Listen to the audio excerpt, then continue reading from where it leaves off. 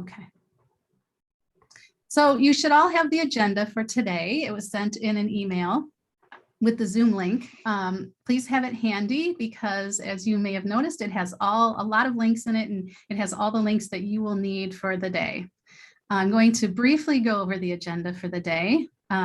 First, we're going to do some outreach and statewide updates from about 8:50 to, well, I guess we're closer to 8:55 to 10:20.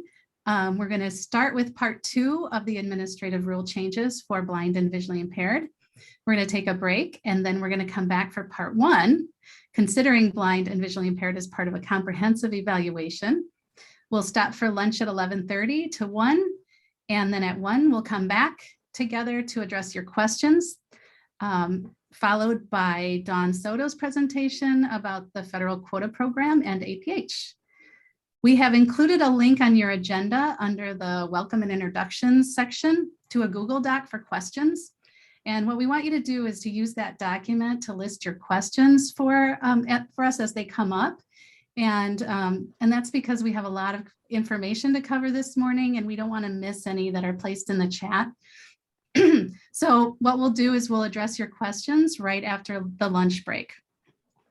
Kay, do you want to also add the Google question doc in the chat right now? Done. Thank you. If anybody needs me to send an email, I can do that too. All right. So I guess we'll start with updates with Dawn Soto. Outreach updates. Dawn Soto, Outreach Director. Good morning, everyone. I wish I could just be sitting right next to you saying hi and chatting. I've talked with so many of you over the summer and as the year starts, so it's great to see all your names and faces. I'll give a brief update. At this time, the WCBVI outreach team, along with almost all the teams at DPI except the state schools at this point, continue to work remotely or with minimal time in person at physical offices in order to mitigate the risk of spreading and contracting COVID-19. So we're following the guidance given to us by the Department of Administration, or the DOA, and our Human Resources team. Our current guidance is that travel is limited to essential only travel, and DPI has defined that as statutorily required state or federal law travel with no virtual option. You'll see more come about this, and we'll always explain in our weekly updates as any changes occur. This policy will stay in place until at least January 18th of 22, or when DOA changes its policy. If the pandemic worsens, the guidance will be reviewed and updated accordingly. So this applies right now to off-site meetings and conferences, as well as both in-state and out-of-state travel. I'll talk more about that, about the APH annual meeting later. The WCBVI outreach team is looking forward to offering a hybrid service delivery model starting hopefully in February of 2022. We've learned a great deal about the value of virtual meetings and programming, and we'll continue to offer some programming virtually, especially if there's a great deal of travel involved for participants, or if there's value in having the meeting or event recorded and then also archived for other stakeholders to provide equitable access. It is important for you, our stakeholders, to know that while our plan is to offer in-person programming in February of 2022 phasing in, we always always have to follow, well, we always have to follow strict COVID-19 safety protocols as you are out in your schools. Our plans may change as we must follow the most up-to-date guidance given to us by DPI and DOA. It's important to keep in mind these programs may sometimes need to be rescheduled or canceled or delayed due to a variety of factors, including staffing shortages and updates to include the most recent COVID-19 protocol. So we thank you so much for your patience and flexibility, and we're so proud to continue serving our students and all stakeholders, and we have found amazing ways to work with you. We love it. I hope you're signed up to receive our weekly updates for outreach, and all of your support, consultation, training, ongoing professional development needs We see you, you're using the outreach service request. Please keep doing that. We're at about 120 so far since last, I believe, June. So we are working with you in so many ways. That is linked in the agenda for you, the outreach service request form. And lastly, you'll all receive the outreach customer service evaluation survey today. So the administrator in me now says, thank you so much. Let us know how we're doing. Our goal is to work and support our students who are blind in Wisconsin. And all of you. Thank you.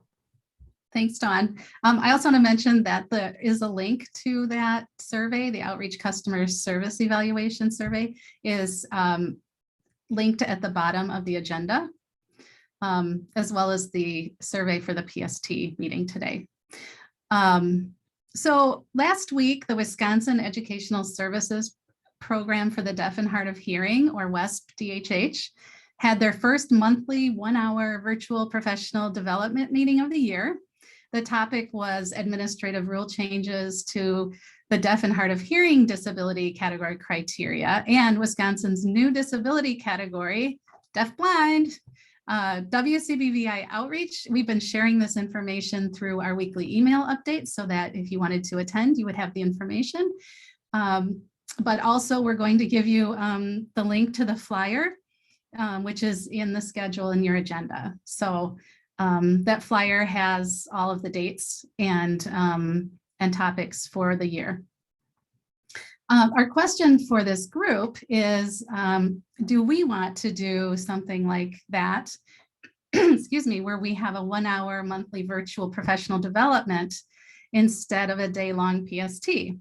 So we'd love your feedback. And so I've added that question to the attendee evaluation that we'll ask you to complete after today's PST. So you can all get a chance to weigh in on that. And as we just mentioned, there's a new disability category, deafblind, and we are really fortunate to have Jen Gettleman here. She's the deafblind consultant for WCBVI, and she will introduce herself. Welcome, Jen. Thank you, Alicia.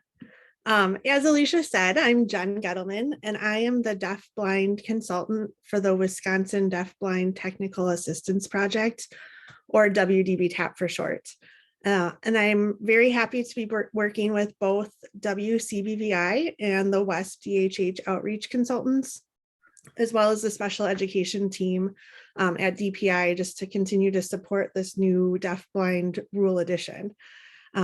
Kay is going to share in just a second the new DPI deafblind webpage.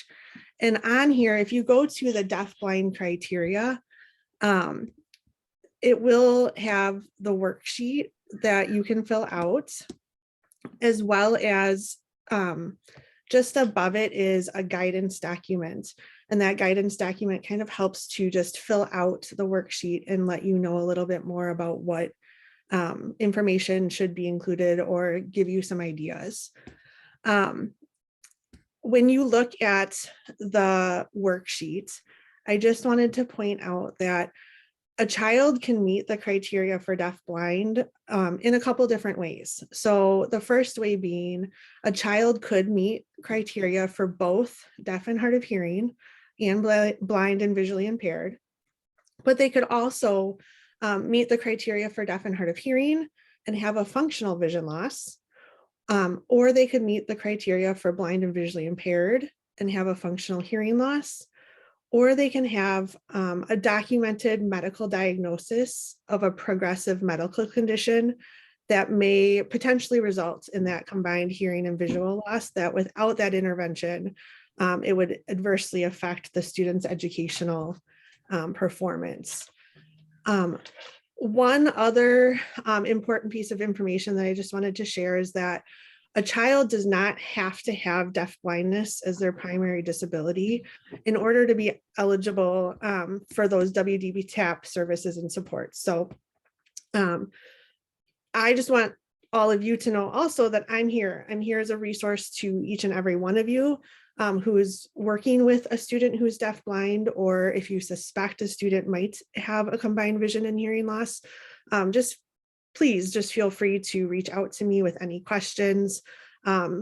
related to anything with deaf blindness, the Rural Edition, or WDB TAP. And Kay will be sharing my contact information in the chat, and I believe it's also in the agenda that you all received today. One other plug is just that we are hosting a webinar on October 12th from 4 to 5:30. It is around building positive and supportive peer relationships. The presenters will be sharing ideas for teachers and parents to support those friendships. And it really ranges from K4 all the way through 12th grade. And the strategies that are going to be shared are not disability specific. So they really can apply to any child with a disability. So that information is in your agenda. So if you have questions about that, just reach out. Otherwise, we hope to see you there. And please just feel free to contact me with any questions. Thank you, Jen. And thanks for coming today. Next, I'd like to, I was planning to introduce the current WAER president, Jessie Grober, but she is actually not able to join us this morning. But we do have Kari Landis. She's the previous president of WAER, and she's going to share what WAER stands for, and she's going to tell you a little bit about the organization. Thanks, Alicia. Thank you, WCBVI Outreach, for inviting the leaders from our member organization, the Wisconsin Association for Education and Rehabilitation of the Blind and Visually Impaired. Really fun, long name that we get to say. We work to support our members who work as educators in the field of blindness and visual impairment. My name is Kari Landis, which Alicia said. I have served on the WAER Board of Directors since 2017. I have fulfilled the president-elect president, and I now serve as the past president. I chair the program committee for the Collaborative Vision Conference, Outreach, and Legislative Committee. You may have heard all about the cool things we do at WAER. This year, we have hosted a Google group called Where Digital Community, monthly coffee chats, podcasts, and of course, the CBC.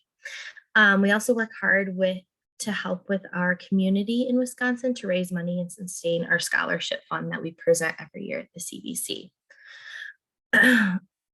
We have been doing behind the scenes work to improve our organization, such as purchasing a Zoom account.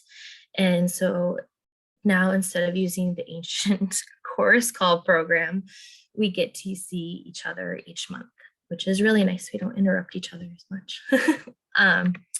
We have also worked hard to improve our record keeping, and now we maintain all of our records on our own Google Suite account for nonprofits. Previously, minutes had been kept using Word documents saved on individual computers or Google Drives, but now we have an actual membership account that can easily be handed over when leadership changes. We built our own website called www.aerwisconsin.org to keep our members informed of our happenings and continue to use Facebook as well. This took a lot of work to beef up the behind the scenes, but it has been worth it. And I just want to give a shout out to Megan Friedel, who's been helping us with all of that. She's a great tech support.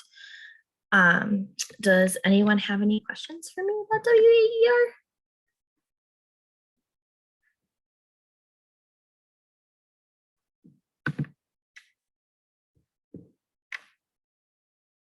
Great. I'm going to take that as no. Thank you, Alicia. How about if I unmute myself? There's just one more thing I forgot to say. Okay. I forgot my little note.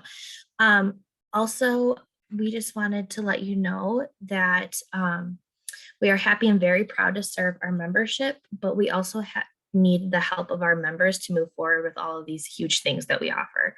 We have board members who are retiring from the board, and we have really big shoes to fill. And we also have board members who serve on multiple committees. Like I said earlier, I'm on 3 of them. So if you are wanting to help out more or get involved, WAER is always looking for help, and just reach out to me or Jessie Grober, and we can help you get started in being involved. Okay, now I'm done. Thank you. Yeah. So we're just going to jump right into this morning's part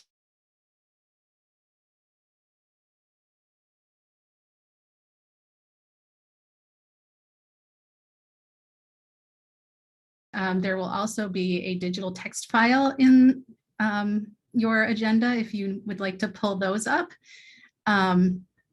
If you want to pull those up now, I'm also, you can follow along. Also, I'm going to share my screen right now too.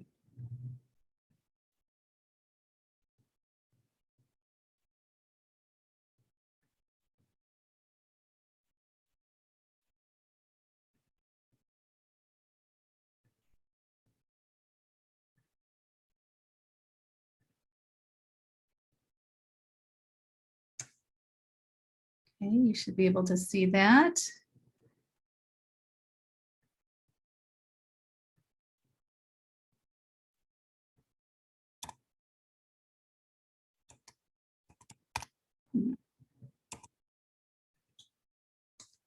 Hang on a second. For some reason, I'm not getting my.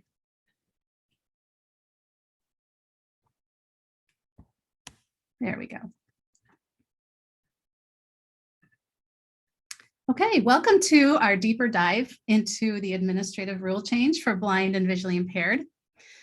We'll get started on this one. Today's agenda will, first we're going to do a brief review of the rulemaking process and timeline, followed for administrative rule change. And then we're going to review the rules of our adjacent states. And we'll discuss similarities and differences between the new and old rule, as well as why changes were made. Finally, we're going to share references and resources for future learning. We're going to review the federal definition of blind and visually impaired, but first we're going to do a little informal poll. How detailed do you think the federal rule is? And you can put your answers in the chat.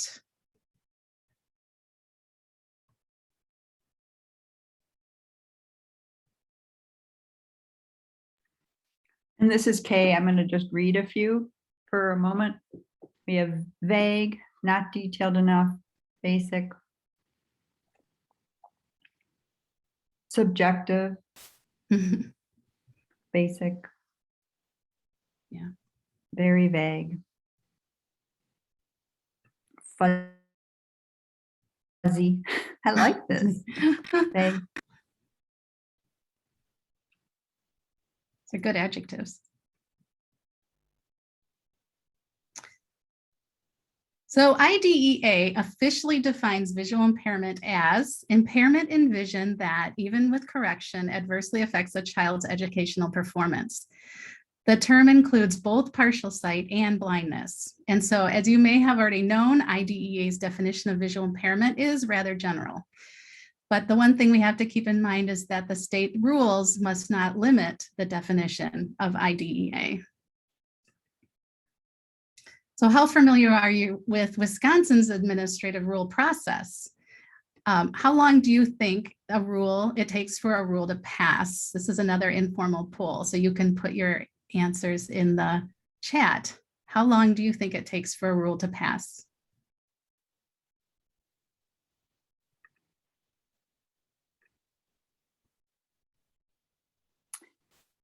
$18 to 24 months, too long. 8 years, way too long, long. Years,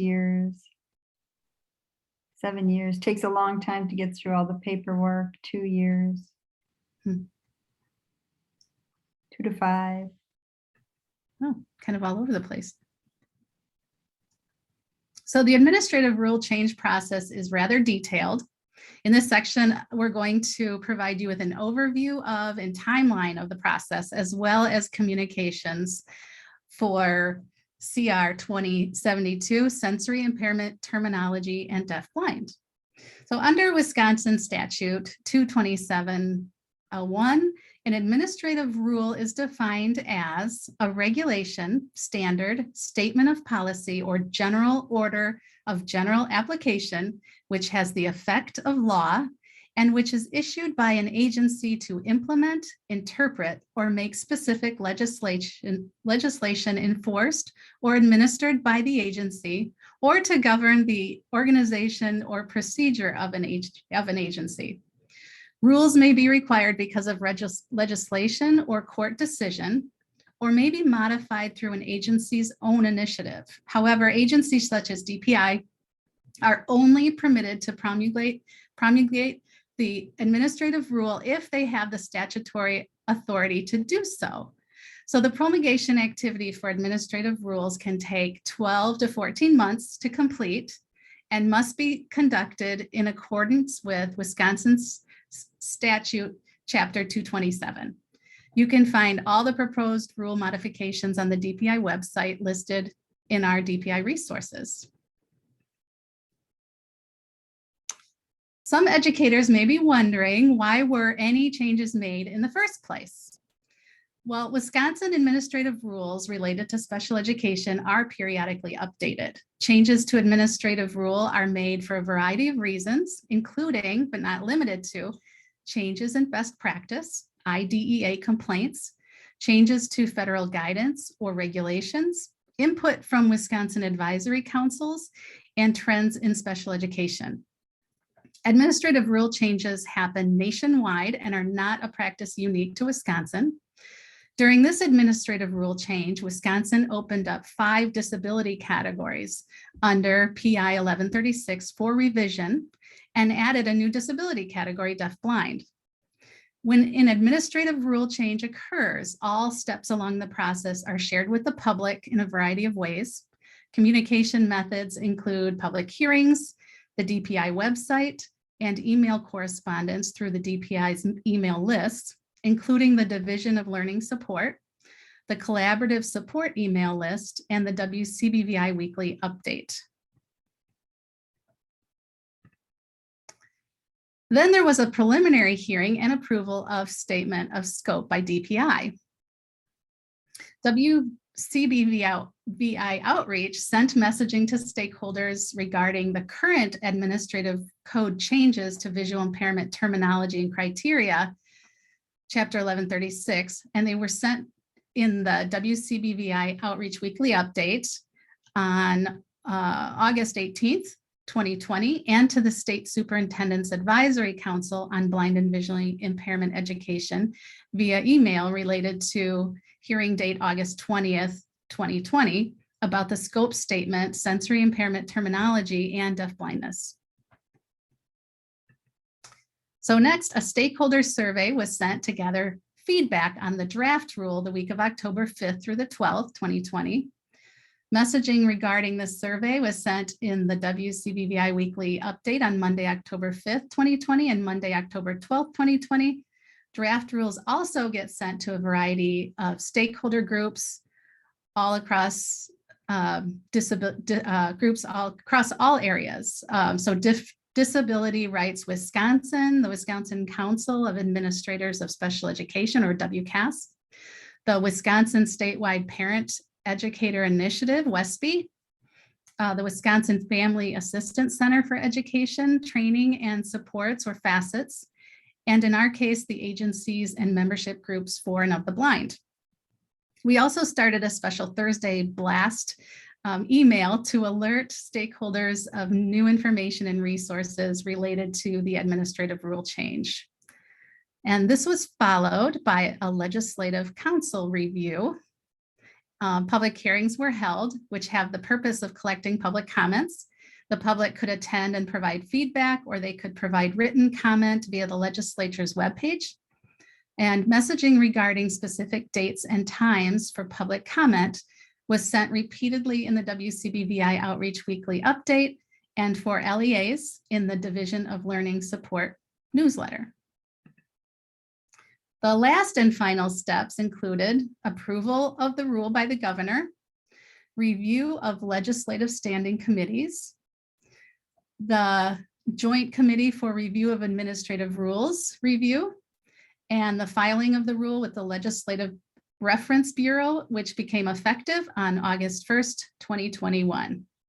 So once a new rule is in effect, it is the DPI's responsibility to provide guidance on the changes to stakeholders in a variety of different ways, including webinars, guidance documents, and trainings, which is one of which we're doing today.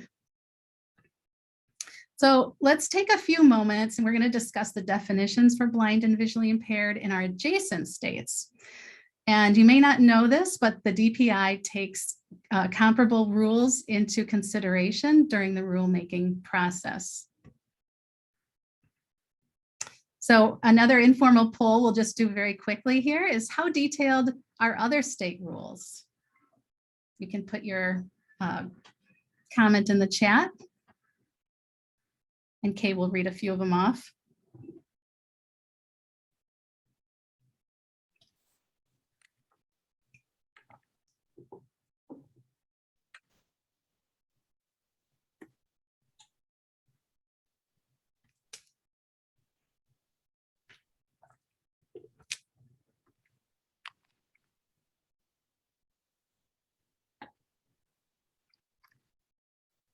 Are people at a loss? They just don't know?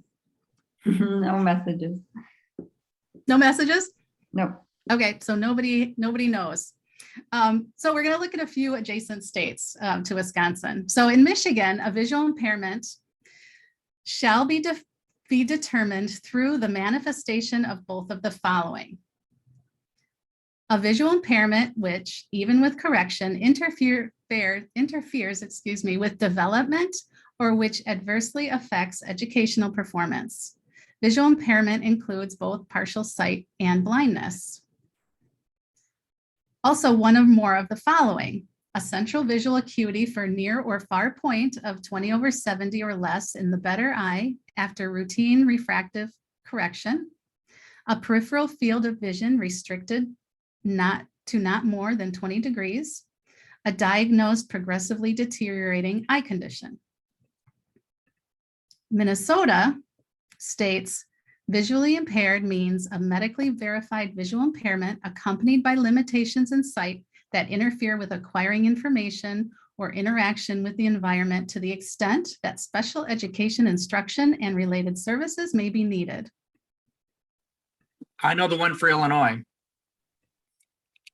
You do? Yes, but you continue. Okay, thanks, Tim.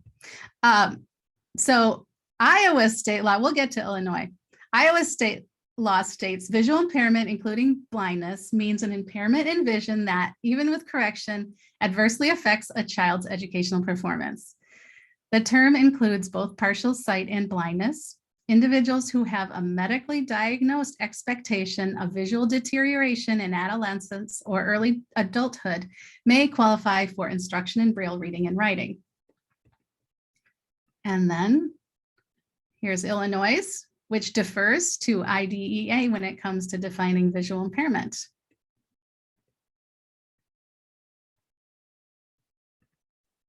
So now we're going to look at the adjacent state comparisons for the disability category criteria. You will learn they're all very different from each other. Some are detailed and some are very simple. In Michigan, a determination of impairment shall be based upon a full and individual evaluation by a multidisciplinary evaluation team, which includes an ophthalmologist or optometrist. If the student cannot be tested accurately for acuity, then functional vision assessments conducted by a teacher certified in visual impairment may be used in addition to the medical evaluation for determination of impairment. For students with visual impairment who have a visual acuity of 20/200 or less after routine refractive correction, or who have a peripheral field of vision restricted to not more than 20 degrees, an evaluation by an orientation and mobility specialist shall be conducted. The orientation and mobility specialist shall also include in the report a set of recommended procedures to be used by a mobility specialist or a teacher of students with visual impairment in conducting orientation and mobility training activities. Minnesota's criteria states a pupil is eligible as having a visual disability and in need of special education when the pupil meets one of the criteria in item A and one of the criteria in item B.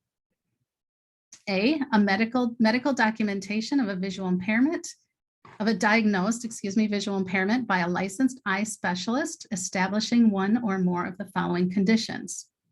a visual acuity of 20/60 or less in the better eye with the best conventional correction. I should be reading the slide numbers. I'm sorry, I'm going to start that now.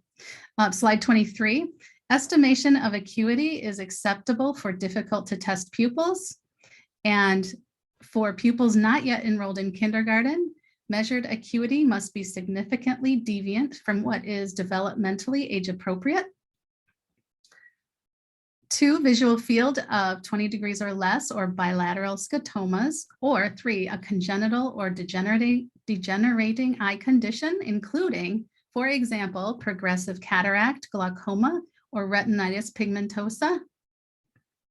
And B, functional evaluation of visual abilities conducted by a licensed teacher of the visually impaired that determines that the pupil has limited ability in visually accessing program-appropriate educational media and materials, including, for example, textbooks, photocopies, ditto copies, chalkboards, computers, or environmental signs without modification.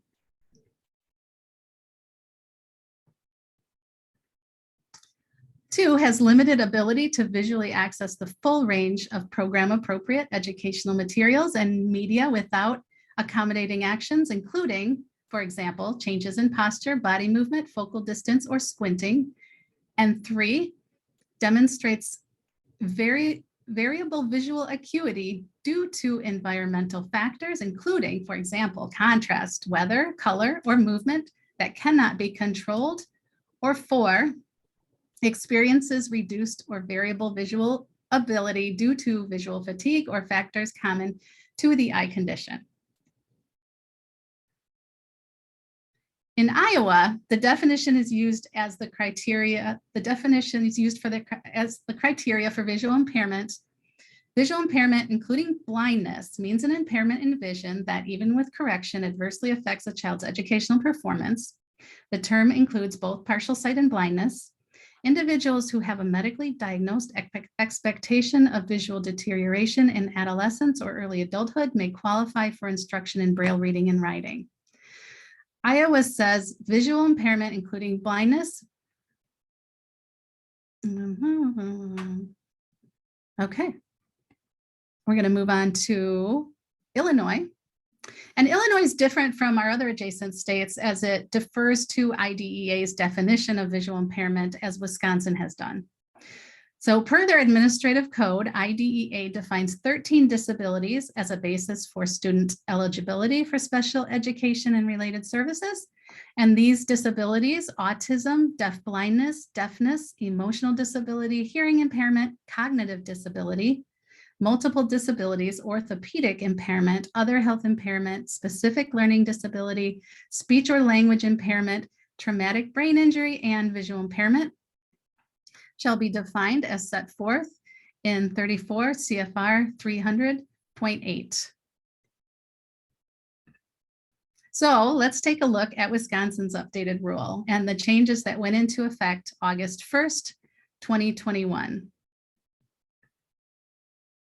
So in Wisconsin, the state definition and criteria for the federally defined disability categories is found in Wisconsin Administrative Code PI 1136.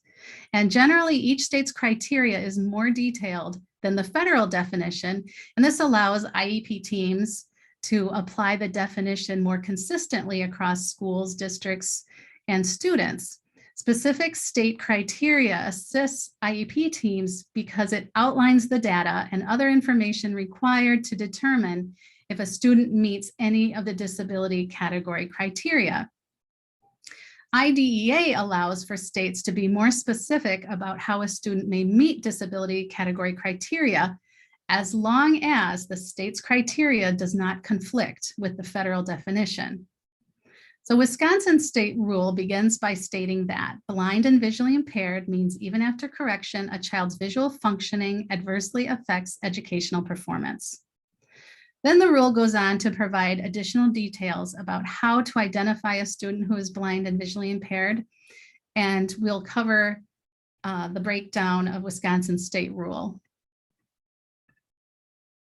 So a child is considered to be blind and visually impaired when a teacher of the blind and visually impaired licensed under PI 3451 conducts a functional vision evaluation, which includes a review of medical information from an ophthalmologist or optometrist, formal and informal tests of visual functioning, and a determination of the implications of the blindness or visual impairment on the educational and curricular needs of the child. And an orientation and mobility specialist licensed under statute PI 3489 evaluates the child to determine if there are related orientation and mobility needs in home, school, and community environments. So a child may meet the criteria under this subdivision, even if they do not have orientation and mobility needs. So let's take a closer look at some of the changes that have been made to terminology and the definition. So as stated on the scope statement that was submitted last year, the labels visual impairment and hearing impairment are restrictive and do not recognize the difference between blindness and visual impairments, or deafness and hard of hearing, respectively. So as such, the department proposes to update terminology and eligibility criteria relating to these areas of impairment in identifying pupils that are blind and visually impaired and pupils that are deaf and hard of hearing. So the previous criteria stated that visual impairment means even after correction, a child's visual functioning significantly adversely affects his or her educational performance. The revised rule as of August 1st states blind and visually impaired means even after correction, a child's visual functioning adversely affects educational performance. And why the change? Well, the terminology in statute PI 1136 was updated from pupils with a visual impairment to pupils who are blind and visually impaired in order to recognize the difference between blindness and visual impairment. So on to the next change.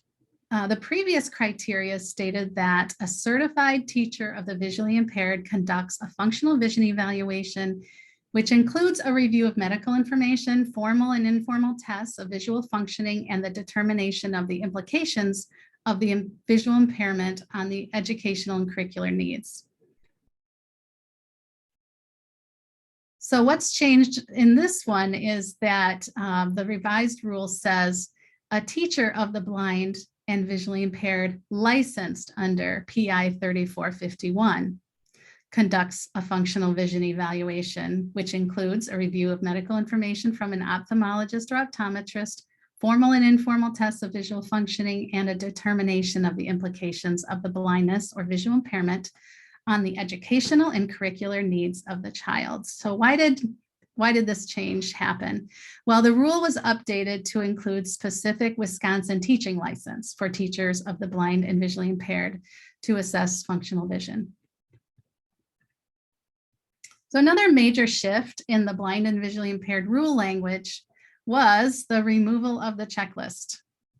The previous criteria required that an ophthalmologist or optometrist find at least one of the following: a central visual acuity of 20/70 or less in the better eye after conventional correction, reduced visual field of 50 degrees or less in the better eye, other ocular pathologies that are permanent and irremediable, a cortical visual impairment, or a degenerative condition that is likely to result in a significant loss of vision in the future.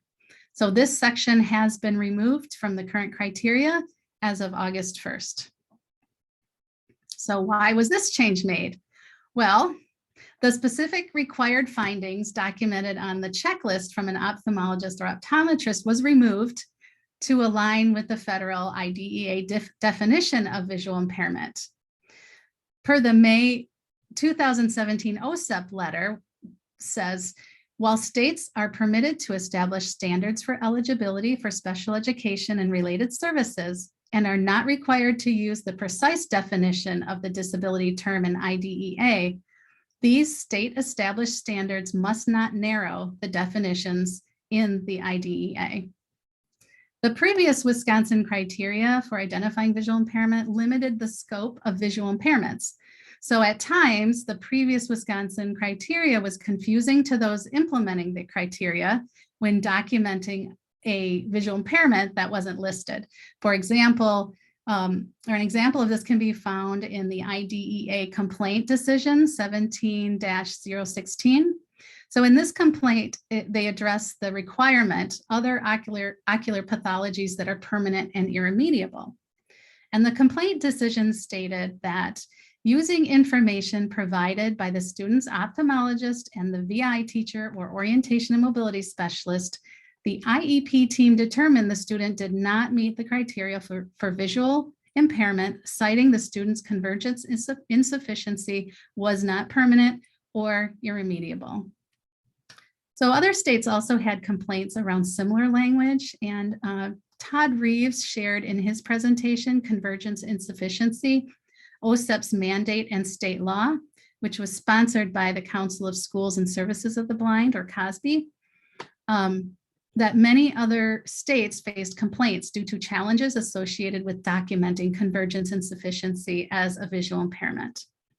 So the biggest impetus for the rule change was the September 2017 memo from the DPI. And the memo states, a child is identified as having a disability if the individualized education program, or the IEP team, determines from an appropriate comprehensive special education evaluation conducted pursuant to statute 115-782 that the child, one, has an impairment under PI 1136 that adversely affects the child's educational performance, and two, as a result, needs special education and related services. So the child must be assessed in all areas related to the suspected disability. No single measure or assessment may be used as the sole criterion for determining whether a child is a child with a disability. So for instance, a child cannot be excluded from or found eligible for special education based solely on a medical diagnosis. So in addition, a child's current vision status should not necessarily determine whether or not a child needs special education and related services. For example, a student with a degenerative condition may need to be addressed. A condition might need to be addressed early, and visual impairment includes any impairment in vision, regardless of significance or severity, even with correction, that adversely affects a child's educational performance, such as the ability to read and write and be involved in the general education curriculum. So when Wisconsin's visual impairment rule was opened, these issues were addressed. And by removing specific types of visual impairments and the requirements around permanent and irremediable, this better aligned with federal guidance and IDEA definition. The previous criteria states that orientation and mobility needs were evaluated to determine if there are related mobility needs in the home, school, and community environments. The evaluation was conducted by one, an orientation and mobility specialist, or two, a teacher of the visually impaired in conjunction with an orientation and mobility specialist. And the current criteria was revised to state that an orientation and mobility specialist licensed under statute PI 3489 evaluates the child to determine if there are related orientation and mobility needs in the home, school, or community environments. A child may meet the criteria under this subdivision, even if they do not have orientation and mobility needs. So why was that change made? The rule was updated to include the specific Wisconsin license for an orientation and mobility specialist to assess the student. And the revised rule clarifies that a student can meet criteria as a student who is blind and visually impaired without having orientation and mobility needs. IDEA states that related service professionals are consistent with any state approved or state recognized certification, licensing, registration, or other comparable requirements that apply to the professional discipline in which those personnel are providing special education or related services, and ensure that related services personnel who deliver services in their discipline or profession meet the requirements of paragraph B1 of this section and have not had certification or licensure requirements waived on an emergency, temporary, or provisional basis.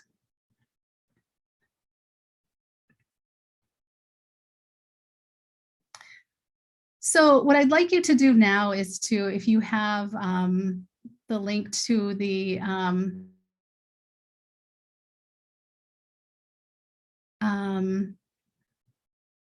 for blind and visually impaired disability criteria. Sorry, I had a pop up on my screen. If you could take a moment and get that out now, it should be linked in your agenda. You can take a look at it. We're going to talk about that worksheet. And this worksheet should be used when the IEP team is considering if a student meets criteria for the disability category, blind and visually impaired, as defined under PI 1136, Wisconsin Administrative Code. So IEP teams use this form to explain or reference data or evidence considered and the disability category determination. Then this form is used in conjunction with the evaluation report, the ER1, as part of a comprehensive special education evaluation. And the form for blind and visually impaired is divided into 3 sections. Each section has various components that can be checked yes or no. And we're going to carefully review each section and its components. And I just want to make a note that this worksheet will become a form during the 2022-2023 school year, and then will be required documentation. For right now, it's not required, but you should get used to using it because it will be required the next school year. And I did pop the worksheet in the chat. Oh, thanks, Kay. Section 1. So the sections of the Wisconsin Blind and Visually Impaired criteria begin with section 1, and section 1 is functional vision evaluation. And the very first part of the form asks the team to enter the date of the IEP meeting in which the IEP team determined if a student met the disability category criteria for blind and visually impaired.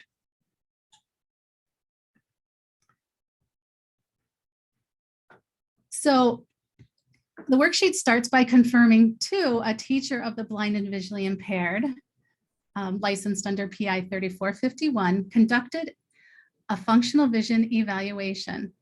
The reason for this is because an individual licensed by the Department of Public Instruction to teach students who are blind and visually impaired must complete a functional vision evaluation that includes multiple components. The next prompt asks, in section 1 asks, was there a review of medical information from an ophthalmologist or optometrist? And then asks you to explain or reference data or evidence. The medical information assists the teacher of the blind and visually impaired in determining what assessments will be conducted, and it also alerts them to conditions that may be degenerative. And a degenerative condition may require Braille instruction or other programming that the student will need in the coming school years. So the iReport may include, but is not limited to, etiology and pathology, visual acuity measures, field loss information, refractive correction, and restrictions. And as most of you already know, DPI has developed a worksheet, PI 2015 Ocular Report for children with a known or suspected visual impairment. And this worksheet can provide teachers and eye doctors a way to communicate with each other. Next, the worksheet asks if formal, informal tests of visual functioning were completed, and to again explain or reference data or evidence. Formal tests of visual functioning can provide information based on recognized standards. So the tests can be checklists, eye charts, performance-based measurements, or criterion reference assessments. The test selection may vary for each student and should be individually determined. Informal assessments should include observation, interviews, and other informal activities with the child.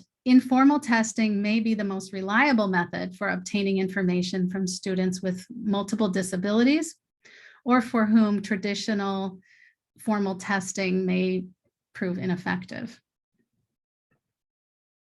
So the next section of part 1 asks the team to answer yes or no as to whether there was a determination of the educational implications and curricular needs. Again, you're asked to explain or reference data or evidence. So the following needs to be considered when determining what implications the student's vision has on the student's access, engagement, and progress in general education curriculum, educational environments, learning media, including reading and writing modes, and expanded core curriculum specific for children who are blind and visually impaired. And all students may not exhibit difficulties in all of these areas due to blindness or visual impairment, but however, evaluations should consider all potential implications. And we'd like to take this opportunity to remind our audience of the OSEP Dear Colleague letter on Braille from June 19th, 2013.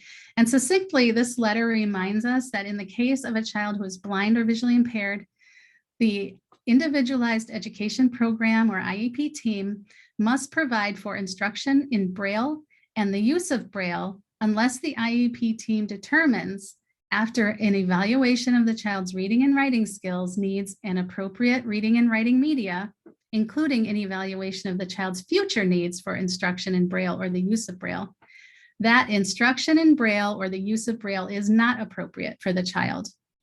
And we have linked the letter in our references at the end of the presentation. So the final question in section 1 asks the team if the student's visual functioning adversely affects educational performance and to explain or reference data or evidence. So there must be an adverse effect on the student's educational in order for the student to meet criteria. For example, a student may not be able to access a computer or a tablet using their vision, and that impacts their ability to access the curriculum at the same time as their peers. Or a student is unable to safely and independently navigate a classroom, navigate school hallways or the lunch line, board a school bus and cross streets. And a student may also be observed tripping over uneven surfaces, both indoors and outdoors. Section 2 of the worksheet addresses orientation and mobility needs, as they must also be addressed. In section 2 consists of 2 prompts regarding orientation and mobility that the teams must answer yes or no to. Number 1, an orientation and mobility specialist evaluated the student to determine if there are related orientation and mobility needs in the home, school, or community environments. Check yes to indicate the child was assessed by an orientation and mobility specialist in home, school, or community environments. An orientation and mobility specialist must evaluate the student. However, a student may meet criteria for blind and visually impaired even if they don't have orientation and mobility needs. The second question in this section is ask the team to indicate if the student has orientation and mobility needs and to explain or reference data or evidence, and also include a description of the orientation and mobility needs. So you check yes to indicate the child has orientation and mobility needs. And an orientation and mobility specialist documents in their assessment the findings and the needs of the student. So in this section, an orientation and mobility specialist can provide a summary of their report that is understandable to the IEP team. They don't have to include the entire report. So we've now reached the final section of the form, section 3, disability category criteria determination. An important point to remember is that a child may meet criteria for blind and visually impaired even if they do not have orientation and mobility needs.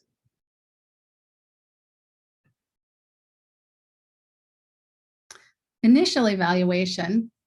So the documentation of the criteria above demonstrates even after correction, a student's visual functioning adversely affects educational performance. The student meets the disability category criteria under blind and visually impaired. A licensed teacher of the blind or visually impaired conducted a functional vision evaluation, or an FVE, which included a review of medical records, formal and informal tests, educational implications, and curricular needs, and determined the student's visual functioning adversely affects educational performance. The student was assessed by an orientation and mobility specialist.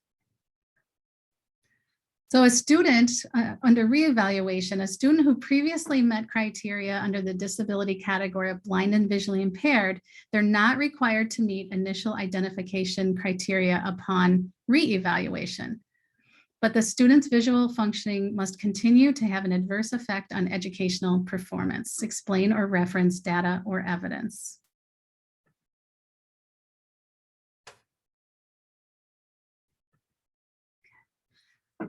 Slide 69, we're going to use the information gathered. Oh, I don't think we're going to have time. We're not going to have time for the breakout group. So I'm going to go right into the DPI resources on slide 70. And the following list includes the resources regarding blind and visually impaired available on the DPI web pages. It's a whole list. Upcoming resources and learning. The WCBVI outreach consultants are working with stakeholders to update the disability category criteria for blind and visually impaired evaluation guide, which was formerly referred to as the eligibility criteria visual impairment evaluation guide, as well as an FAQ guidance when completing an evaluation of a student who may have a low incidence sensory disability, including blind and visually impaired, deaf and hard of hearing, and deafblind. So for more information, check out the webpage and check out the webpage and sign up for the email blasts that come out from the updates from WCBVI outreach, and visit the webpage and events calendar at the Wisconsin Educational Services Program for the Deaf and Hard of Hearing, also known as WEFS DHH. And those are also listed on your no, I'm going to read those off to you. So if you want the WCBVI one, it's www.wcbvi.k12.wi.us. And for West DHH, it's wesp-dhh.wi.gov.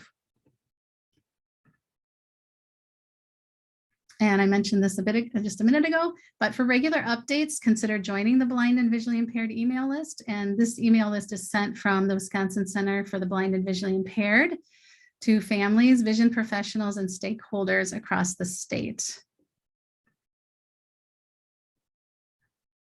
Also, consider joining the collaborative support email list. And this email list sends information to those who teach or provide support to students with IEPs and their families, or to their families or educators. That is a DPI email list. This slide contains additional information on references and resources to support identification and services for students who are blind and visually impaired, including the eligibility determination for children suspected of having a visual impairment. And this is created by the Department of Public Instruction. There's a link to the OSEP policy letter on eligibility determinations for children suspected of having a visual impairment, including blindness under the IDEA. And then there's an OSEP, the Dear Colleague letter on Braille that we just talked about earlier. This next slide contains additional information on references and resources to support identification and services for students who are blind and visually impaired, including 2 position papers from AER. So also, if you'd like to get a certificate for attending this professional learning event, you can, there's a link for a Google form, excuse me, on this slide. And the certificates will be mailed out, excuse me, on the last week of each month. And if you have questions about receiving the certificate, please contact Carolyn Kiefer. and get a drink of water. Excuse me. And her email is Carolyn, CAROLYN .Kiefer, KIEFER @dpi.wi.gov.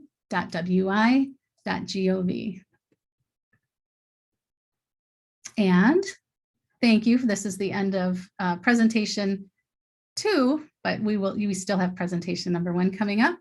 But if you have any questions, we're asking you to put them in the Google document that was sent this morning in the agenda.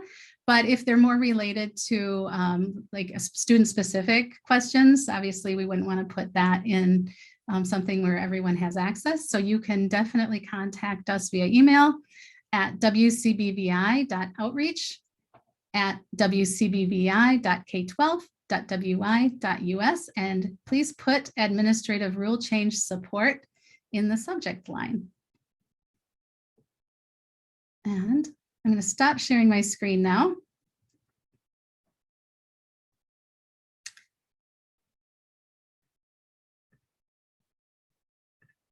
And at this point,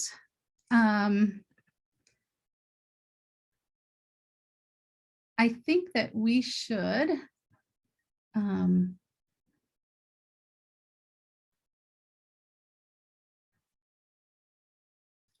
take a little break.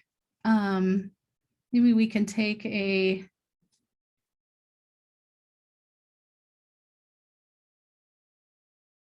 why don't we take a little 10-minute break now, and everybody can get up and stretch and go to the bathroom, whatever you need to do, and we'll come back at 10:02. How about that? And we'll stay on. We'll just be here muted. Thanks, Jackie. I'm going to share my screen again.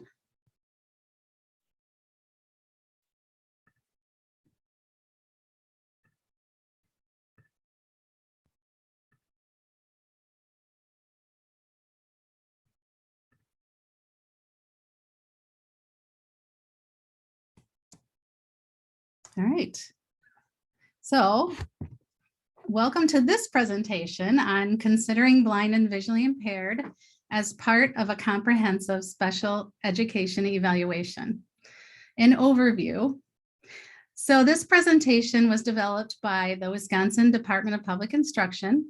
And during the first part, we discussed the specifics of the administrative rule changes to blind and visually impaired definition and category criteria.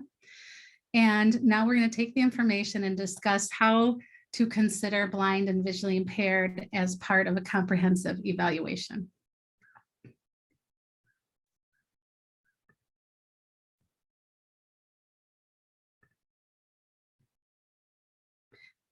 So we're always interested in how many evaluations you are usually involved in a year. So if you could put your response in the chat, you have about a minute, and you can share whether you have 0 evaluations, 1 to 10 evaluations, 11 to 25 evaluations, 25 to 50 evaluations, 50 to 75. A lot of sorry. That's okay, or more than 75. A lot of 1 to 10s, 20 plus, 1 to 10, 1 to 10, 20. It varies, but 10 or more is typical. 20 plus, 1 to 10, 11 to 25, 1 to 10. Yeah. Usually about 1 to 10. There are some people look like have some more than that, but so here are our learning objectives for this presentation. First, we're going to look at how blind and visually impaired criteria fits within a comprehensive special education evaluation. And then next, we're going to review federal and state blind and visually impaired definitions and highlight a few key points that IEP teams need to know. And then we're going to break down the eligibility criteria for the category into its required components. And after reviewing the criteria in detail, we're going to discuss a few key points related to assessment and other types of data collection, and then discuss how to consider data and document whether or not a student meets disability category criteria within the IEP forms. So finally, we're going to discuss next steps and resources that can help you learn more about blind and visually impaired category criteria. So this is a general overview. And we did, the other first presentation we did like dug more deeply into blind and visually impaired, but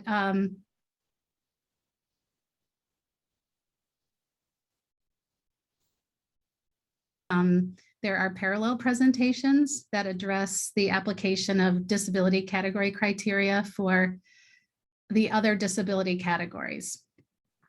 So that's there for you.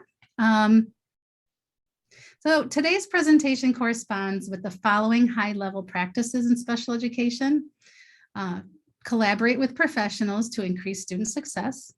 Use multiple sources of information to develop a comprehensive understanding of a student's strengths and needs.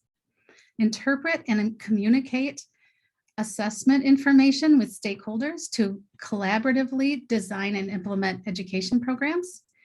And to use student assessment data, analyze instructional practices, and make necessary adjustments that improve student outcomes.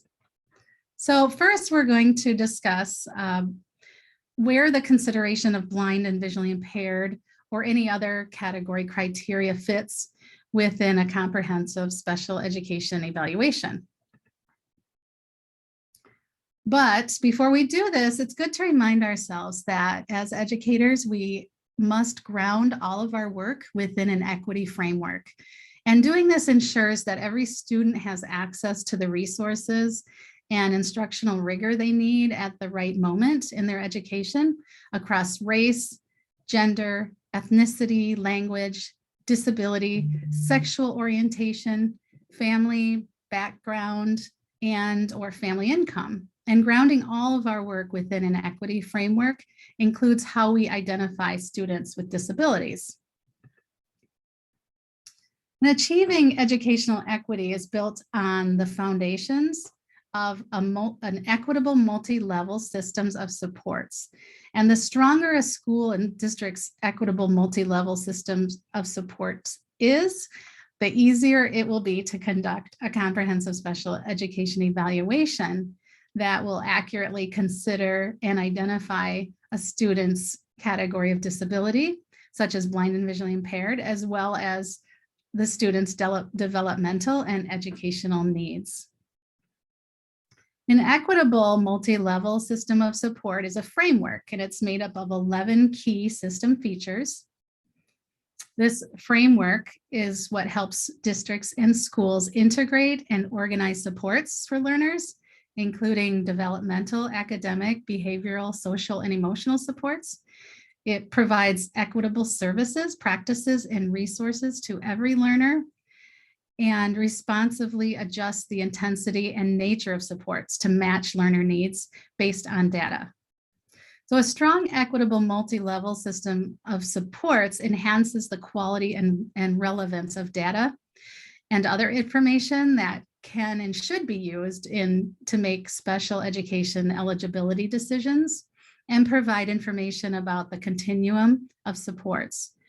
So more information on developing an equitable multi-level system of support can be found on the DPI webpage. You can also reach out to the Wisconsin RTI Center by contacting their regional technical assistance coordinators. And those are on the slides, those websites, links. So both state statute and rules and federal special education regulations address comprehensive special education evaluation. And these are found in the Individuals with Disabilities Education Act, or IDEA regulations, and in Wisconsin State Statute Chapter 115 and Wisconsin PI 11 rules. So what is a special education evaluation? And IDEA defines a special education evaluation as procedures used to determine whether a child has a disability and the nature and extent of the special education and related services that the child needs. slide 11. For the purpose of this professional learning, when you see or hear the term evaluation, we mean a process and set of procedures used to determine whether a child has a disability and the nature and extent of the special education that the child needs. So also, when you hear the term assessment, we mean a wide variety of methods, strategies, and tools, both formal and informal, that can be used to gather information about an individual student. So the distinction between a special education evaluation or a process and an assessment, an event, is an important distinction. Assessment is used to gather the necessary and specific data or other information used during an evaluation. And that this includes, but isn't limited to, data from existing or new assessments used to help identify if a student meets blind and visual impairment criteria. So for example, there may be specific types of assessment data required depending on the disability categories being considered as part of the special education evaluation of the student. So it's important that the IEP teams understand the required and specific information needed to identify a student as meeting criteria for any of the disability categories outlined in Wisconsin state rule. In addition, please note that considering disability category criteria is only one part of a comprehensive special education evaluation. IDEA defines a student with a disability as a student who meets a state's disability category criteria and who, by reason thereof, needs special education and related services. So each special education evaluation must provide information to the IEP team so it can decide whether a student meets any of the disability category criteria and whether the student requires specially designed instruction. So, and thus is eligible to receive special education services. As part of determining whether the student requires specially designed instruction, the team must identify the student's educational needs. So we're going to talk more about identifying student needs in the next few slides. So when we talk about a comprehensive special education evaluation, we have to understand that a comprehensive special education evaluation is not, and it should not be, disability category specific. So there's this quote on this slide comes directly from the federal regulations implementing the IDEA. Also, so IDEA regulations outline the requirements school and district staff must follow when conducting special education evaluations. And the quote says, "In evaluating each child with a disability, the evaluation is sufficiently comprehensive to identify all of the child's special education and related service needs, whether or not commonly linked to the disability category in which the child has been classified." So this means special education evaluations do not just result in labeling, but they also provide student-specific information useful for educational decision-making. Wisconsin's or any state's disability category criteria are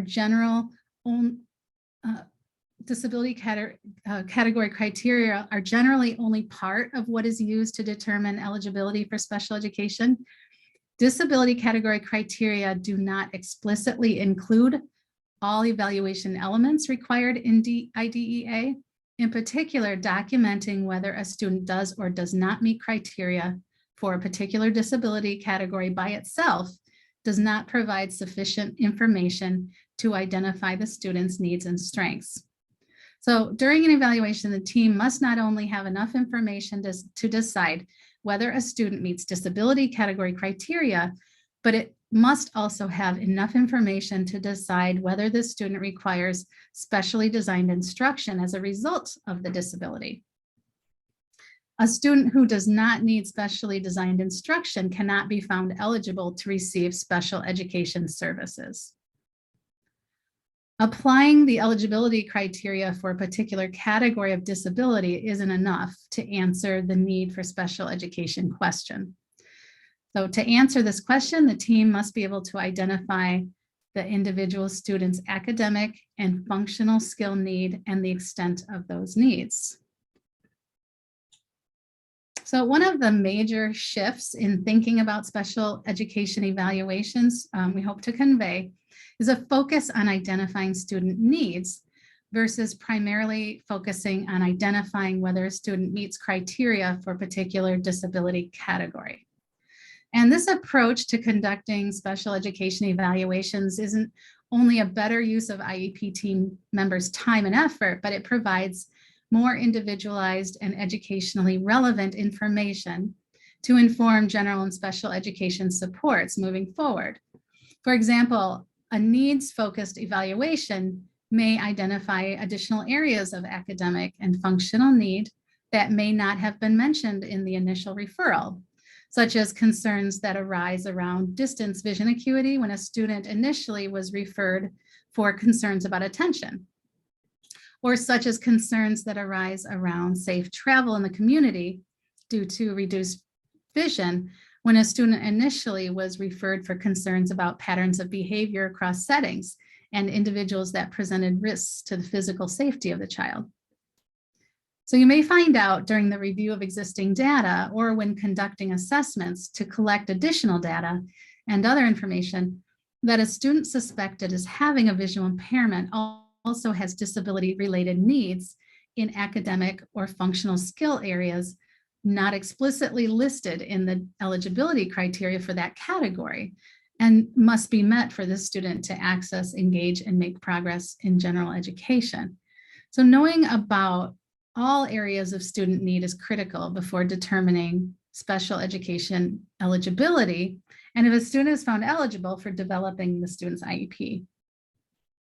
So as stated previously, a needs-based mindset for special education evaluations, it's also a legal requirement in IDEA. And just keep in mind that a comprehensive special education evaluation doesn't mean you have to assess everything. It just means the IEP team doesn't miss anything. And not missing anything doesn't mean the team must collect data in all areas of potential academic and functional skill need or rule out all disability categories. Not missing anything is accomplished by making sure that the team asks questions about areas of academic and functional skill concern and student strengths at the front end of the evaluation and completes a thorough review of existing data before deciding which disability categories and areas of need to explore further and what additional information must be collected to complete the evaluation. A special education evaluation is a high stakes decision and a time and resource intensive process, as we all know. Thus, IEP teams should fully utilize the required evaluation timelines to get it right for the benefit of each student and family and for the other members of the IEP team. So in addition to the IEP team having collective knowledge and expertise about the student, age and grade level academic and functional skills standard and expectations and IDEA evaluation procedural requirements, every individual who participates in a comprehensive special education evaluation process must also have knowledge, skills, and processes to address bias that might show up during the evaluation process.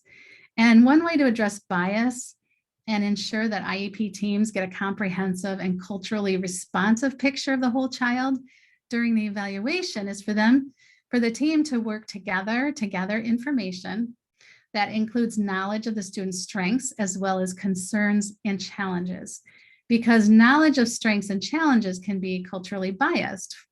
The following may assist teams in addressing bias in a special education evaluation.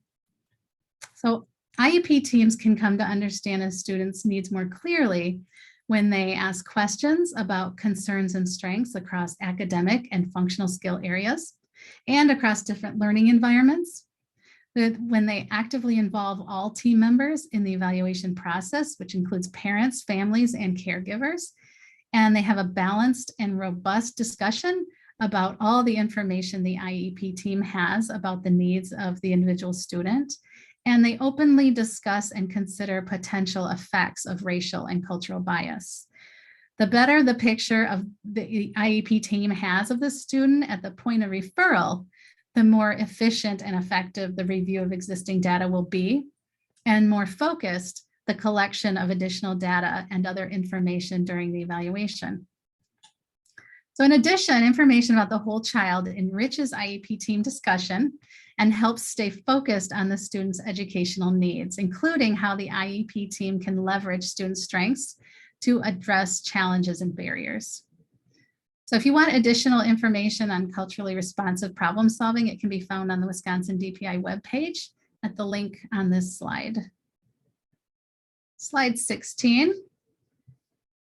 So an important decision point in the comprehensive special education evaluation process timeline occurs during the review of existing data. And the review of existing data is part of the planning phase of the evaluation to determine if there's sufficient information about the student. And this is not the time to conduct an analysis of the existing data. The data are analyzed later in the evaluation process. But at the start of any evaluation, schools with a strong, equitable, multi-level system of support should already have a great amount of relevant existing data available for IEP teams to better understand the whole child and plan the evaluation. But even when a school does not have extensive information about the whole child, the review of existing data step, it allows IEP teams to collaborate, share, and compile existing data from different sources, from individuals serving different educational roles and from parent and family members, as each likely has unique perspective about the student's strengths and needs. Also, collaboration among all IEP team participants when planning the evaluation can help narrow down what additional data and other information and what types of assessment activities should be used to collect the information needed to fulfill the two purposes of the evaluation: to determine if a student meets criteria for a disability category, and if so, if the student requires specially designed instruction, including identifying all of the student's special education, academic, and functional needs. So investing in spending collaborative time at the start of the evaluation can save valuable time during the rest of the process.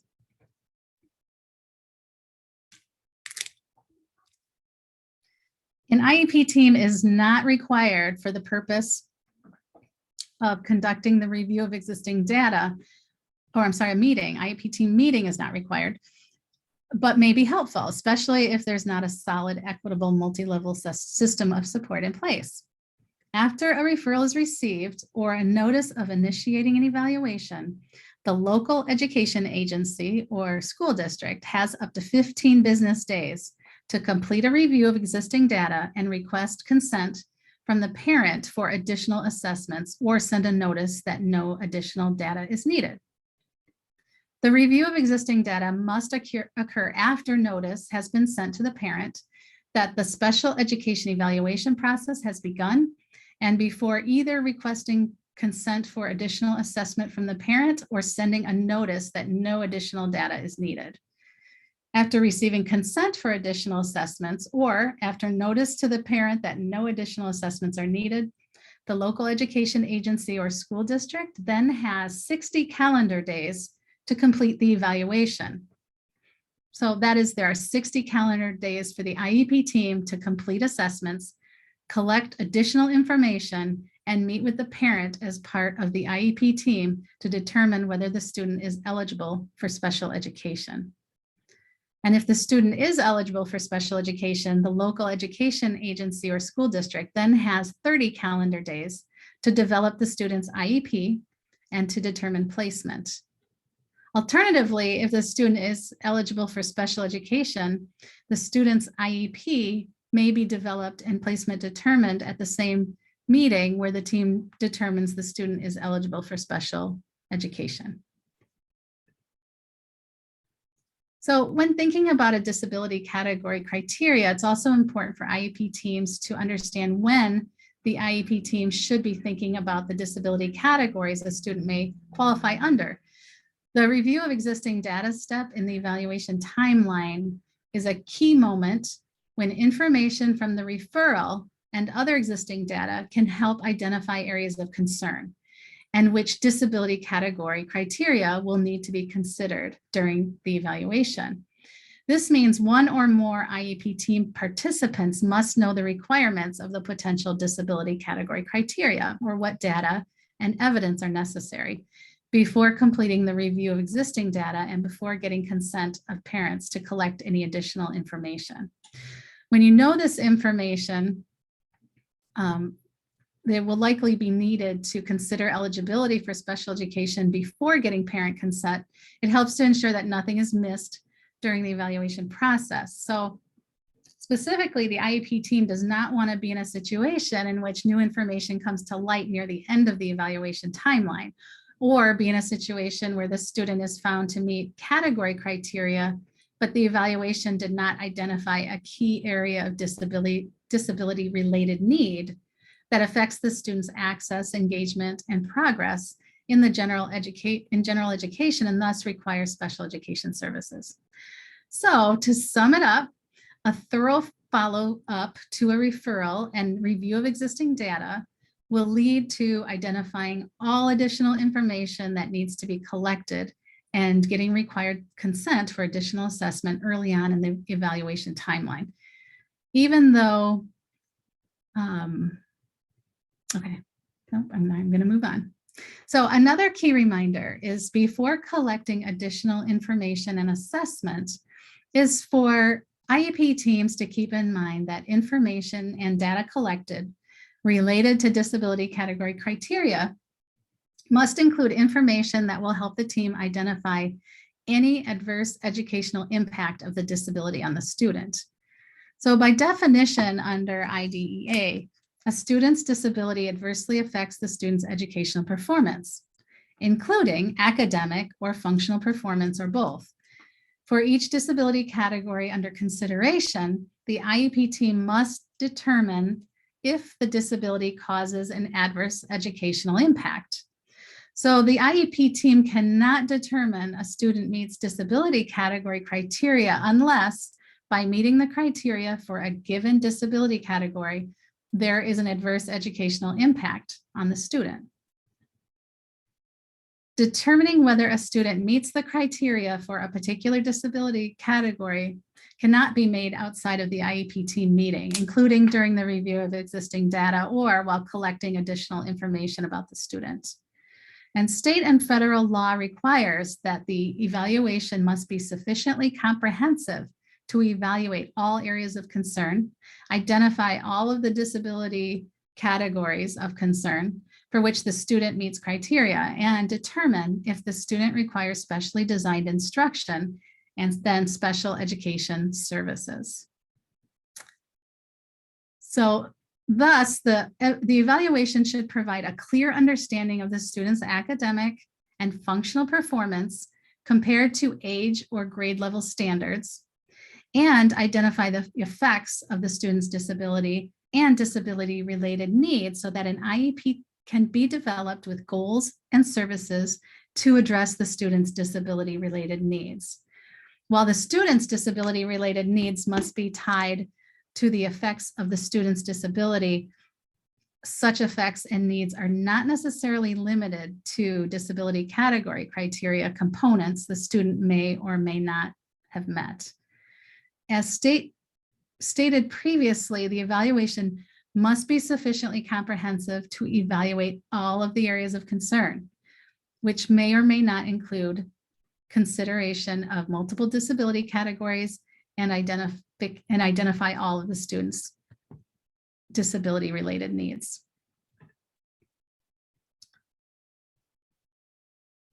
Slide 19.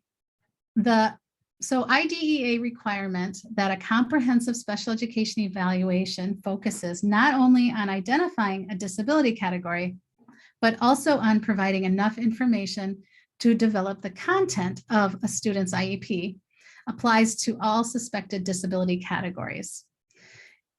So if the disability category criteria are used to plan an evaluation, it's unlikely that the team will have the information needed to address all required elements and document disability as defined in IDEA. In addition, documentation of disability category alone is not sufficient to analyze the extent of the effect of the student's disability on participation in general education or to determine the educational needs of the student as a result of the disability. IDEA requires the IEP team to use a variety of assessment tools and strategies to gather relevant functional, developmental, and academic information about the student, including information provided by the parent that may assist in determining whether the child is a child with a disability, if a student has a disability that results in a need for special education, and the content of the child's IEP, including information related to enabling the child to be involved in and progress in the general education curriculum and age-appropriate activities. So thus, the IEP team must have existing data at the time of the review of data, or must collect new information about the student's present levels of academic performance and functional skills, effects of the student's disability, root causes, and disability-related needs that can be used by the IEP team following the evaluation to develop the IEP goals and identify all of the special education services a student may require to address their disability-related needs. So to wrap up this section, the IEP team should be aware that when reviewing the criteria for any single disability category, that the information collected to apply the criteria only assists the IEP team with determining if a student qualifies for a particular disability category. It's likely not sufficient for completing a comprehensive special education evaluation and developing a student's IEP. So to note here, IEP team should remember that the evaluation is a two-pronged process. It requires the IEP team to determine, one, a student meets the criteria for one or more disability categories, and two, if as a result, the student needs specially designed instruction and then special education. So additional information and recommendations on conducting a comprehensive special education evaluation is on the DPI webpage and under comprehensive special education evaluation.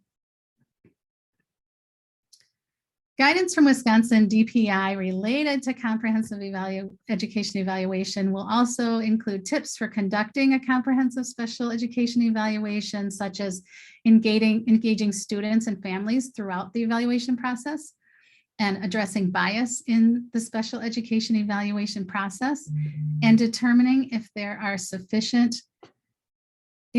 there's sufficient information related to the student's strengths and needs during the review of existing data. For example, exploring concerns related to academics, cognitive learning, communication, independence, and self-determination, medical and health, and social and emotional learning. This would be a really good time to everybody to stand up and take a stretch break. It's a lot of information, and we need, I think, a moment to clear our heads. So stretch break. Oh, you can actually, thanks, Jackie.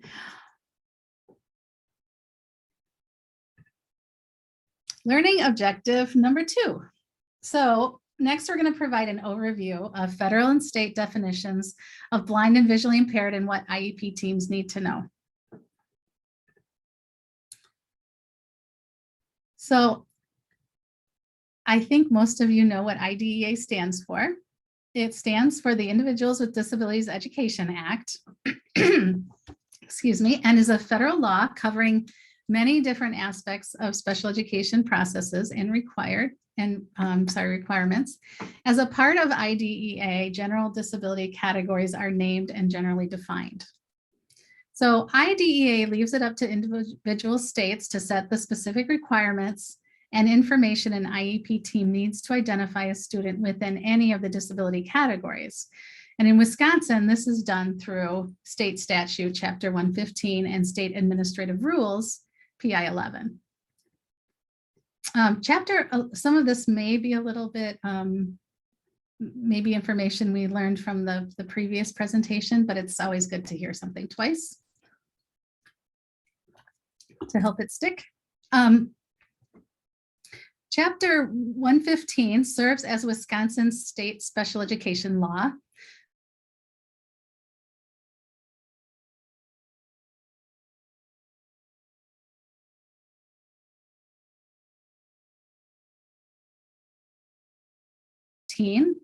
And as a state statute, the provisions of Chapter 115 can provide more detail, but cannot supersede federal law.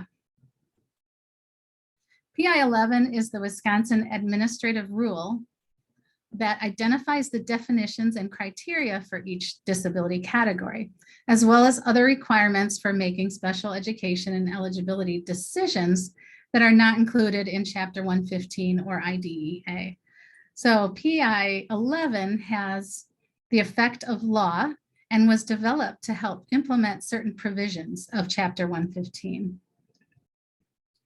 And note that, and this is slide 24, that for all disability categories, a student must not be determined to have a disability if the determinant factor is a lack of appropriate reading instruction, lack of appropriate math instruction, or limited English proficiency, because these are all general exclusions for all evaluations.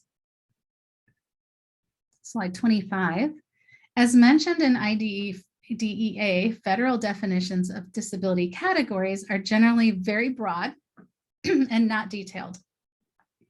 So thus IDEA and the federal regulation and the U.S. Department of Education through the Office of Special Education Programs, or you may have heard of OSEP, leave it up to the individual states to further define a state's disability category criteria. So the definition for blind and visually impaired is referred to as visual impairment in IDEA. And IDEA defines visual impairment as an impairment in vision that, even with correction, adversely affects a child's educational performance. The term includes both partial sight and blindness. And in Wisconsin, the state definition and criteria for the federally defined disability categories is found in Wisconsin Administrative Code, PI 1136. And generally, each state's criteria is more detailed than the federal definition, so it allows IEP teams to apply the definition more consistently across schools, districts, and students. And specific state criteria assist IEP teams in outlining the data and other information required to determine if a student meets any of the disability category criteria. IDEA allows for states to be more specific about how a student may meet disability category criteria, as long as the state's criteria does not conflict with the federal definition. So Wisconsin state rule begins by stating that blind and visually impaired means, even after correction, a child's visual functioning adversely affects educational performance. The rule then goes on to provide additional details about how to identify a student who's blind and visually impaired that we're going to cover when we break down the Wisconsin state rule. So we're going to break it down, the criteria for blind and visually impaired in more detail. Excuse me. The following slides outline the specific requirements in Wisconsin state rule that must be met for a student to be identified as being blind and visually impaired.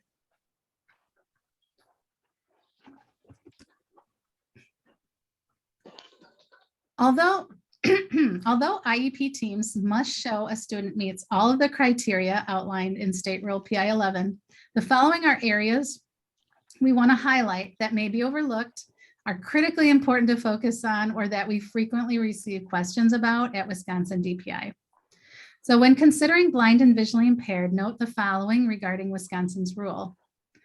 A teacher of the blind and visually impaired must review medical information from an ophthalmologist or optometrist. And this means an ocular report from an optometrist or an ophthalmologist is still required.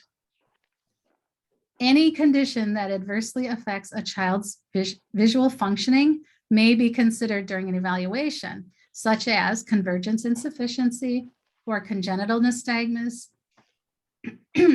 A licensed orientation and mobility specialist conducts an O&M assessment in the home, school, and community environment. And orientation and mobility is a related service, and an O&M assessment is required at initial evaluation. The department has developed criteria worksheets for each disability category to help IEP teams address each required criteria component. And we looked at the worksheet in the last presentation. Again, these worksheets are optional during the 2021-2022 school year, but will be required IEP forms starting with the 2022 and 2023 school year. The next several slides are broken down by the 3 sections of the blind and visually impaired criteria documentation document. And these sections include section 1, functional vision evaluation, section 2, orientation and mobility needs, and section 3, disability category criteria determination. The IEP team must consider and have documentation for each section before it can determine that a student meets the criteria for blind and visually impaired. So next, we're going to discuss a few data collection and assessment recommendations to help keep in mind when exploring if a student meets the criteria for blind and visually impaired. And consider these to be general tips and recommendations.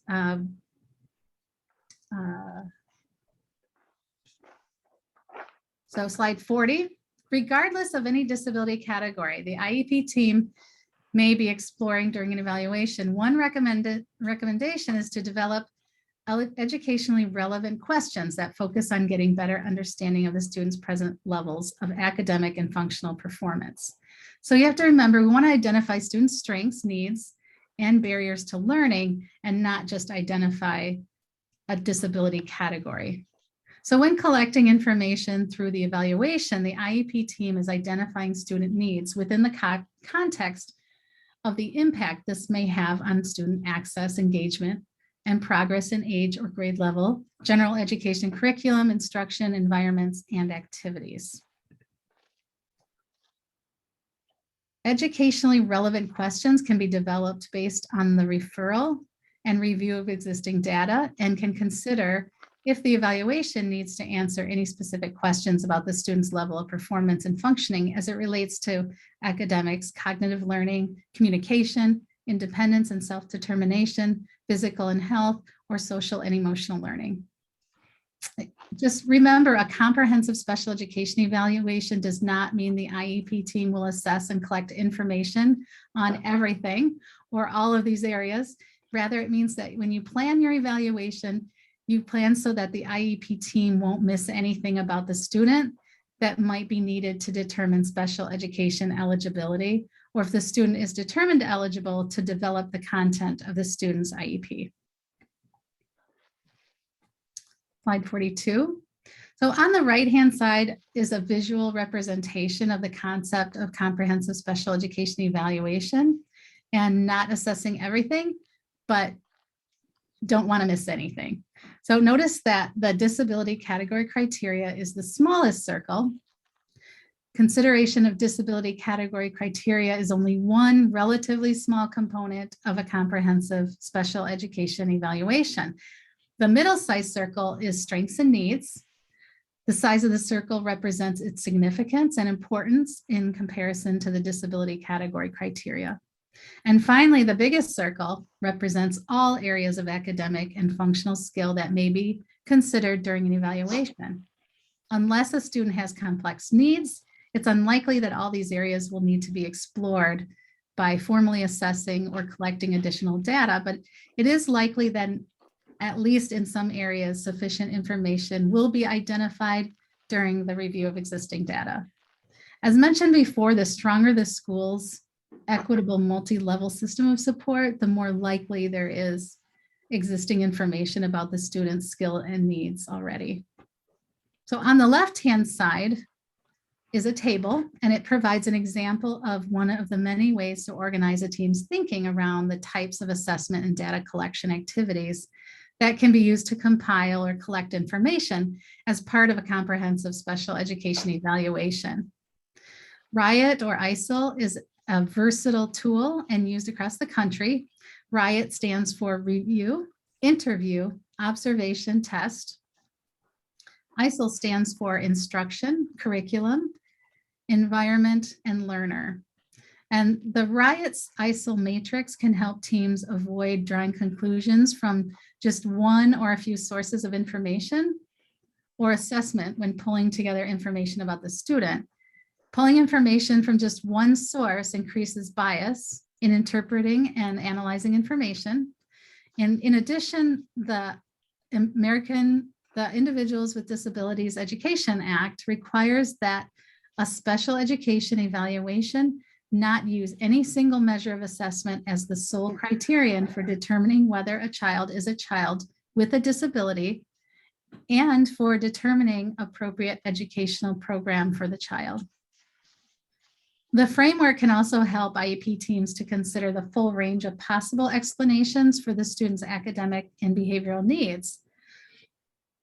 And this helps the IEP team collect information that either confirms or rules out if the student meets any of the disability criteria, or even when met, whether the student needs specially designed instruction as a result of the student's disability.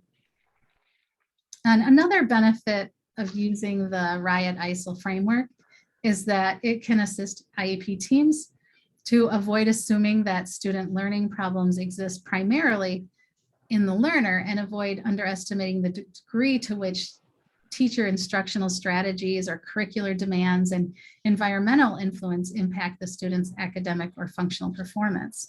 And as mentioned in a previous section, for all disability categories, IDEA requires that a student must not be determined to have a disability if the determinant factor is lack of appropriate reading or math instruction or limited English proficiency. To use both the RIOT and ISIL framework properly, IEP teams need to ask the right questions and ask them early on, such as during the review of existing data and prior to collecting additional information or conducting assessments. Slide 43. In addition to collecting information on the whole child to inform the IEP development and not missing anything, the following should be considered when exploring if a student is blind or visually impaired. And these recommendations align with required criteria to identify a student who is blind or visually impaired. And first, it is best practice to have a current ocular report that is at least no more than 3 years old. Wisconsin DPI developed a worksheet, PI 2015 ocular report for children with a known or suspected visual impairment that IEP teams can use to document a student's current level of ocular functioning. So one thing to note is that medical documentation for blind or visually impaired is not required for a special education referral to be initiated. Only the reasons a disability is suspected are required. The medical report is not mandated by IDEA, the Office of Special Education Programs, or Wisconsin statutes. A medical report is also not mandated by IDEA or the Office of Special Education for the determination of eligibility, but blind and visually impaired is required by Wisconsin statute for initial evaluation.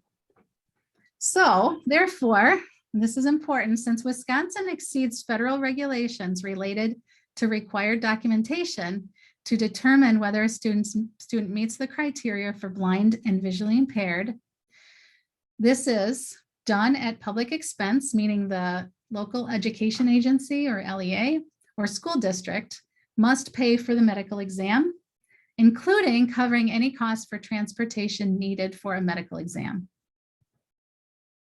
That it is not used as the sole criteria for determining that a student meets the criteria for blind and visually impaired, and parents must be given notice of the procedures requiring a medical report. For reevaluation, if the IEP team suspects a change in the child's vision or hearing and need more information to complete a reevaluation for special education, they may want to obtain a new medical report.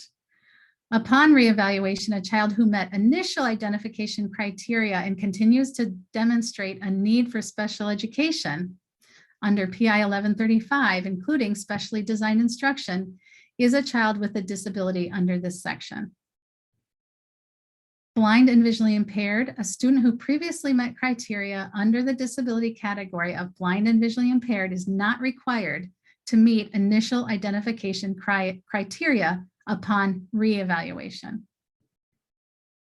Second, the functional vision assessment must include the following: medical information that assists the teacher in determining which assessments will be conducted and the educational implications of the diagnosis.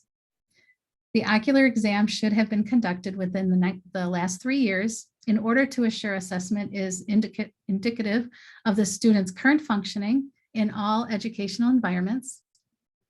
Formal testing based on recognized standards such as learning media assessment to determine the most efficient literacy mode for the students, such as Braille or print, eye charts, and color vision tests. And informal tests such as interviews and observations in a variety of natural situations. And determination of implications, and that is determining how the child's visual functioning affects their educational needs.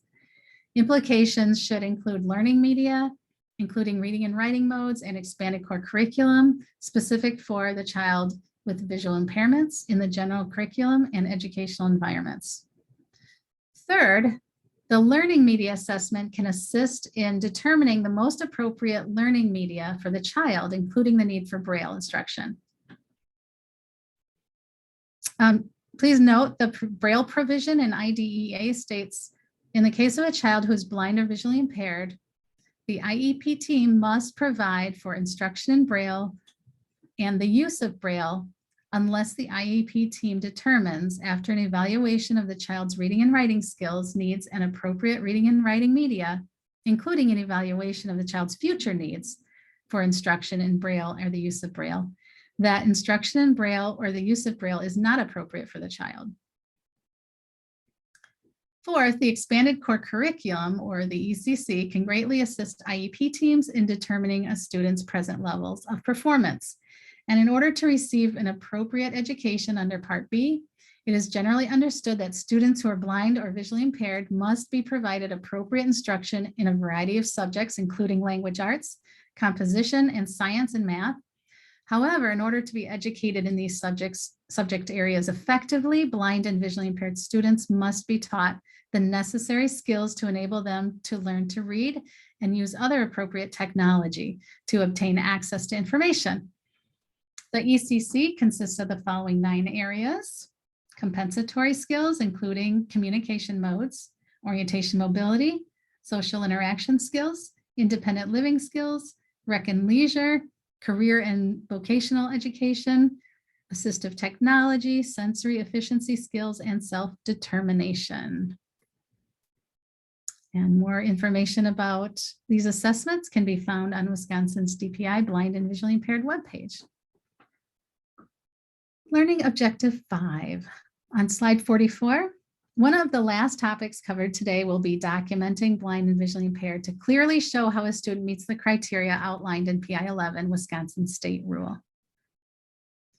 Slide 45. In Wisconsin, before an IEP team can decide that a student is eligible to receive special education services, the team must have documentation that the student meets at least one of the Wisconsin's disability category criteria outlined in PI 11.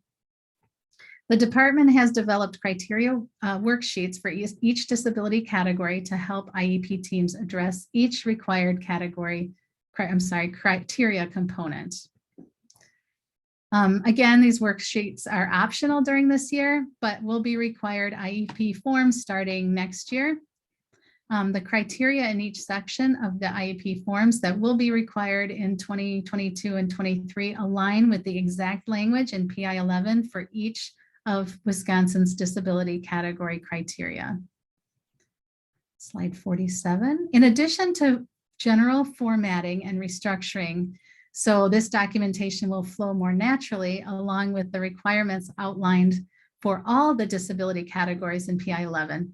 These new documents also include an additional emphasis that the student meeting any of the criteria must have an adverse effect on the student's educational performance.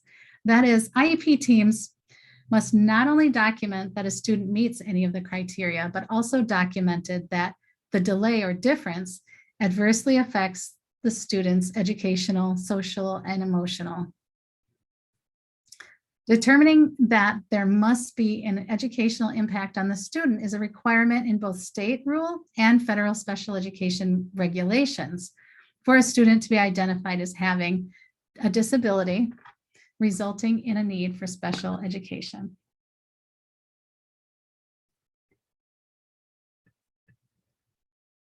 Slide 48. In addition, another revision made was to include a space for documentation of how the student met or did not meet a section of any required criteria outlined in PI 11. And this information is required to be documented on DPI's sample IEP form, the ER1 evaluation report through the 2021-2022 school year. And IEP teams can refer to the optional worksheets through 2021-2022 if using those worksheets for this documentation. But beginning in the 2022-2023 school year, this documentation on how a student met or did not meet any of the disability category criteria will exist solely on these disability criteria category IEP forms. Having this information for each section of the criteria ensures that IEP teams have documented have documentation which meets the full spectrum of criteria required for each disability category.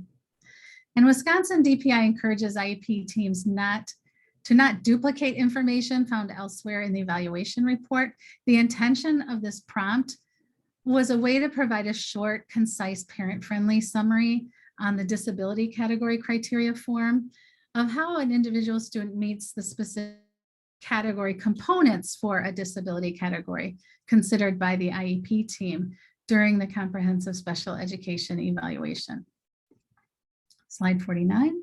Therefore, the evidence provided for this documentation should be concise, objective, parent-friendly, and specific to the individual child, meaning that the evidence should be based on student-specific information and should reflect how data supports why the student met or did not meet the criteria component. Many IEP teams also attach the full summary of any individual assessments conducted as part of the collection of additional information during the evaluation. And the purpose of documenting on the disability category criteria is not to duplicate that information, but just to summarize the findings based on IEP team analysis and discussion. And thus it makes it clear to everyone on the IEP team how the student meets or does not meet the disability criteria.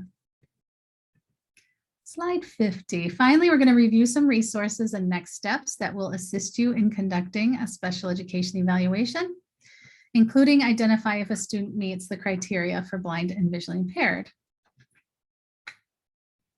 So these are DPI resources, and they are located on the DPI web pages. One that you may want to take a look at is the roles and responsibilities of TVIs and O&M specialists.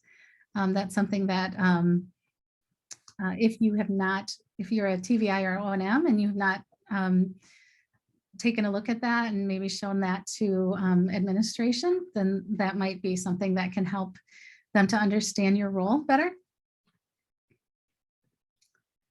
Again, we talked about that our outreach consultants at WCBVI are working with stakeholders to update the disability category criteria for blind and visually impaired evaluation guide, formerly the eligibility criteria visual impairment evaluation guide, and as well as working on an FAQ guidance for low incidence sensory disabilities evaluation.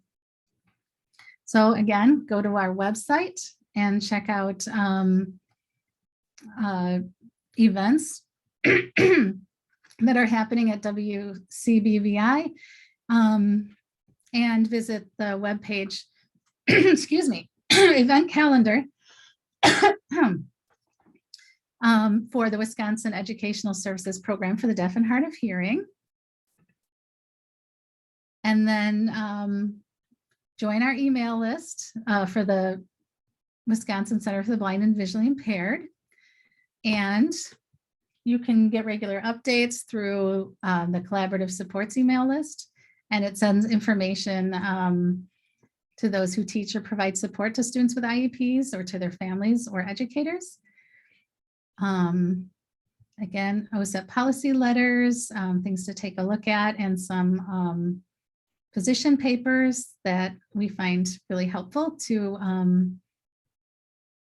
know about. So thank you. This, I know, is a lot of information in this, and we appreciate you taking the time to learn about it and to listen today for considering blind and visually impaired as part of a comprehensive evaluation. And again, if you have questions, please put them in the Google document that is in your agenda, and we can take a look at those questions. Alicia, we're ahead of schedule, so does that affect anything, or we just get a longer lunch? I say we get a longer lunch. Okay. And the Q&A is right after this, and just to update that Jen Gettleman will be there too, doing our best to, and I mean, we don't have a ton of time, but at least your questions could get in that document, or at least she could hear them if we have time. Thank you. That's great. And so he is the school administration consultant on the special education team up at DPI. And we really love having Paul here because he's just a wealth of knowledge.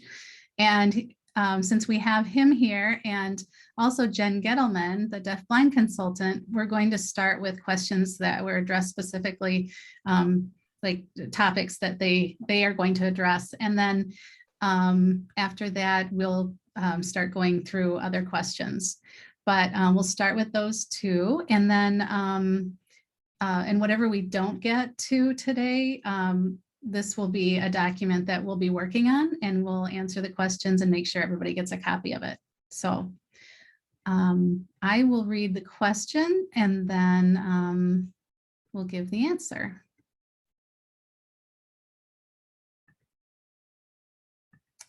So the first question that we're going to answer is, we are all overworked at the moment, and maybe I am wrong, but this new law is going to add more to our already full plate.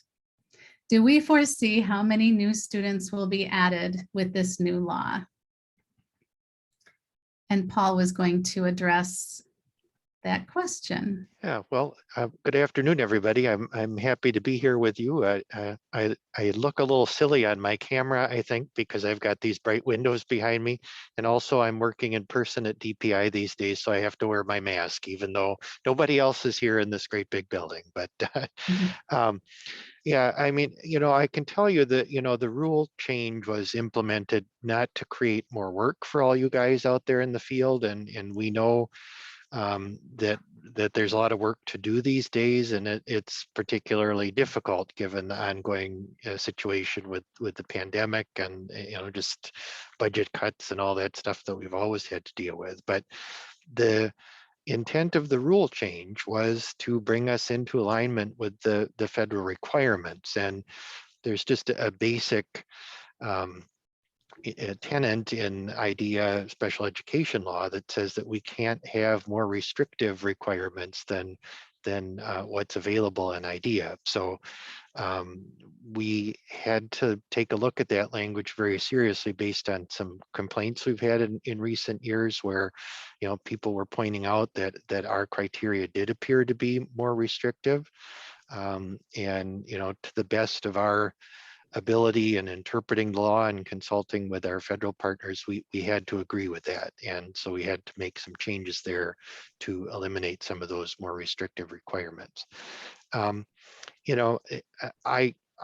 don't have any, crystal ball in terms of how many more students are going to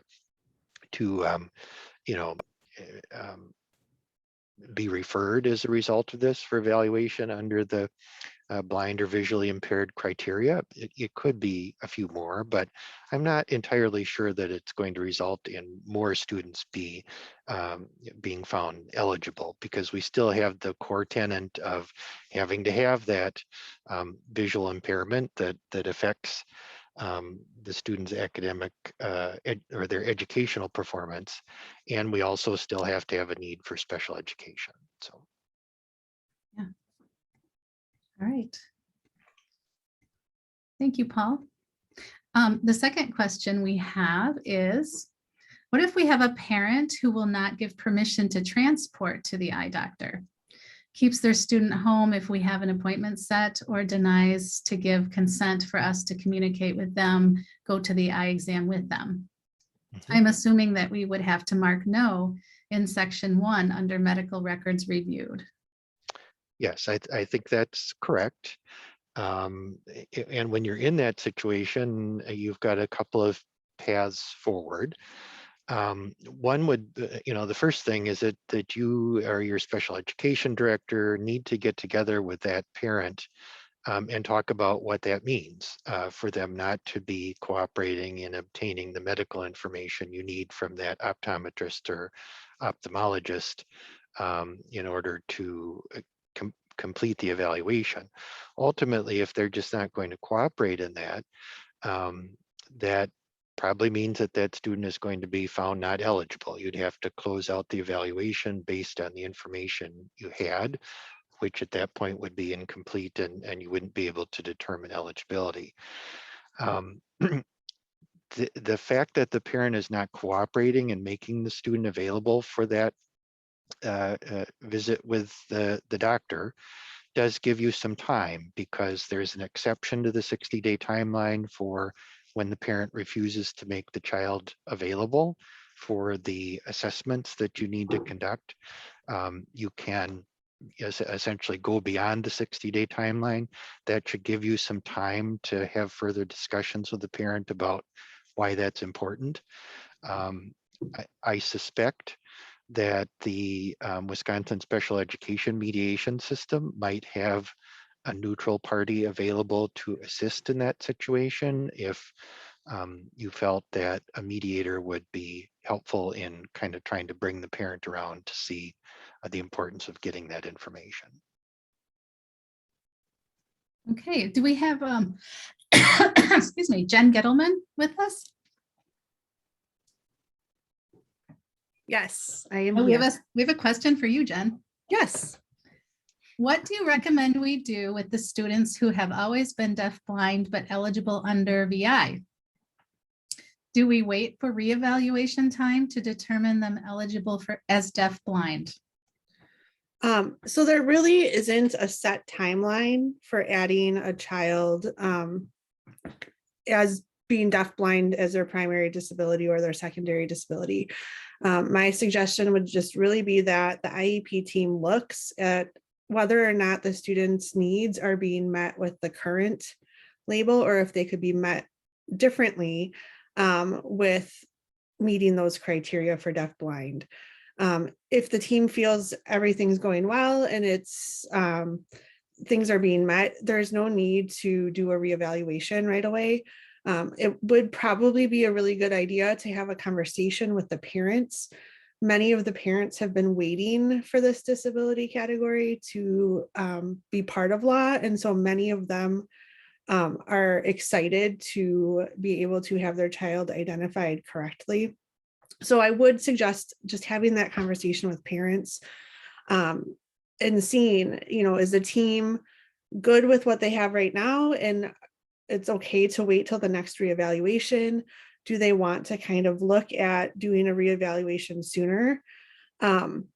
With that said, if the team feels that the students' needs are not being met as well as they could if they change the primary disability to deafblind, then I would strongly encourage the team looks at holding that reevaluation sooner than later. With that said, if the child is not on the WDB TAP deafblind registry, that is separate, that they do not have to have deafblindness on their IEP in order to get services and supports to the school team as well as the family.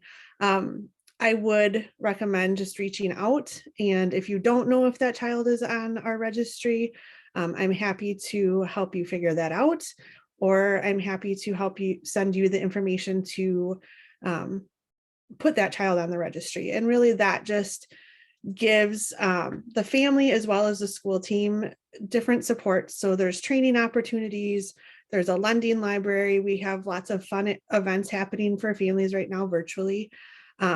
And we can do consultations and just support for the school team as well. So please just reach out if you want to know whether or not the student you're working with is on the registry.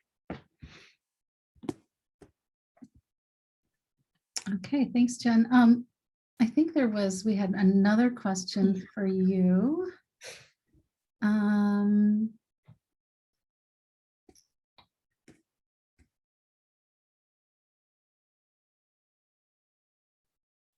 I think we sent it over to you. Did you get that question? Yes. So I'm looking for it. That's okay. I can read it. Okay. So it says, it was stated that deafblind does not need to be primary. Would it be a scenario that VI were primary and deafblind would be secondary? Or would it be something like ID would be primary and deafblind secondary? So when I said that, I was specifically talking about being on the deafblind registry for WDB TAP. A child needs to have that combined vision and hearing loss, but they do not have to be identified and meet the criteria as a student with deaf blindness to be eligible for our support and services. With that said, I think the IEP team really just needs to have that conversation about which disability they feel needs to be primary. Not all of our deafblind students will be primary as deafblind. So I think it's still important to have that conversation as a team and determine that as an entire team. Thank you, Jen. I'm going to read the next question, and it says, the previous checklist for eligibility included in other category, specifically so that our determination of eligibility never limited our decisions in light of the federal law. So am I wrong in thinking that really there is little change in terms of our process in our evaluations, except that now an O&M instructor must evaluate every child and cannot solely use collaboration with the VI teacher? And to that, our team looked at that and said, you are absolutely correct. So I got the easy question to answer.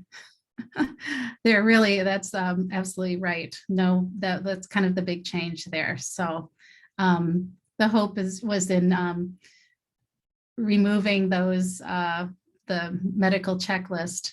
It would actually give you kind of more, it would not limit your decisions. So, but actually give you as a TVI more freedom to use your professional expertise. The next question is for Dawn. Will there be an updated DPI ocular report now that the criteria list has been removed?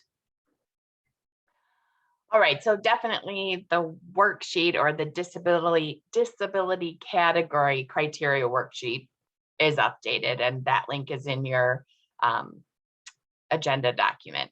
But the PI 2015 ocular form, so that's a DPI worksheet, right? So that should be used for sharing, obviously, medical information used to inform the team's assessments to be filled out by the doctor. So the ocular report will be updated in the future to better meet the needs of, we would say, vision professionals and IEP teams, so that you all have what you feel is needed to do that part that's in the law, to conduct the review of medical information from the ophthalmologist and optometrist. And our hope has always been, and I will propose to add the APH eligibility statements similar to other states And I've been working on this in discussions with APH, and that would sort of be a suggestion that we'll work through with you to help improve the ease of use for everyone involved with APH federal quota.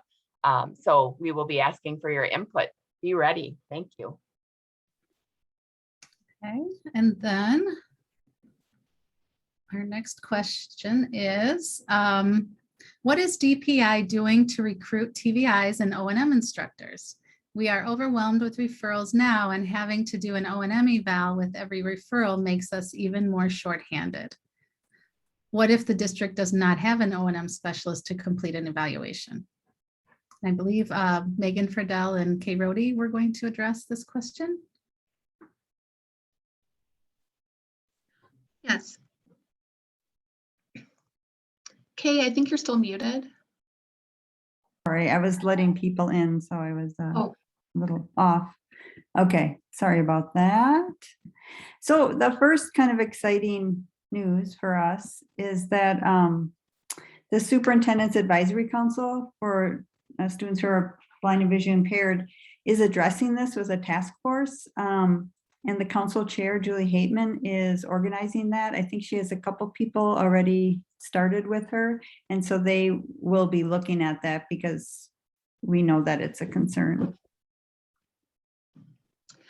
And then next, one thing that we wanted to share that we found really interesting is that there's actually no hard data that shows that Wisconsin has a shortage of orientation and mobility specialists. If you take a moment, and we can put this link in the chat, if you go to look at the teacher shortage areas through the Department of Education, there are only, I think, 4 years and 2 states, and I believe it's Missouri and Nevada, who list actually having an O&M shortage. And so, but we know though, like based on when we take a look at our vacancy lists that are maintained by WCBVI, and then of course our conversations that we have with you all, we know there's a shortage in Wisconsin, but those two things aren't lining up. So we just wanted to point out that piece of information to you. And then additionally, another thing though, that we have in place is funding from the Higher Ed AIDS Board, and that is in place to reduce financial burden. So that money is available for people who want to be teachers of students who are blind or visually impaired, as well as orientation and mobility specialists. So if you do know of anyone, make sure they know that they are eligible for that funding. And then we just wanted to remind people that O&Ms don't fall under the provisional license, formerly known as emergency license. So when you are talking to someone about recruitment, the O&M needs to have completed a program, including the internship, before working directly with students.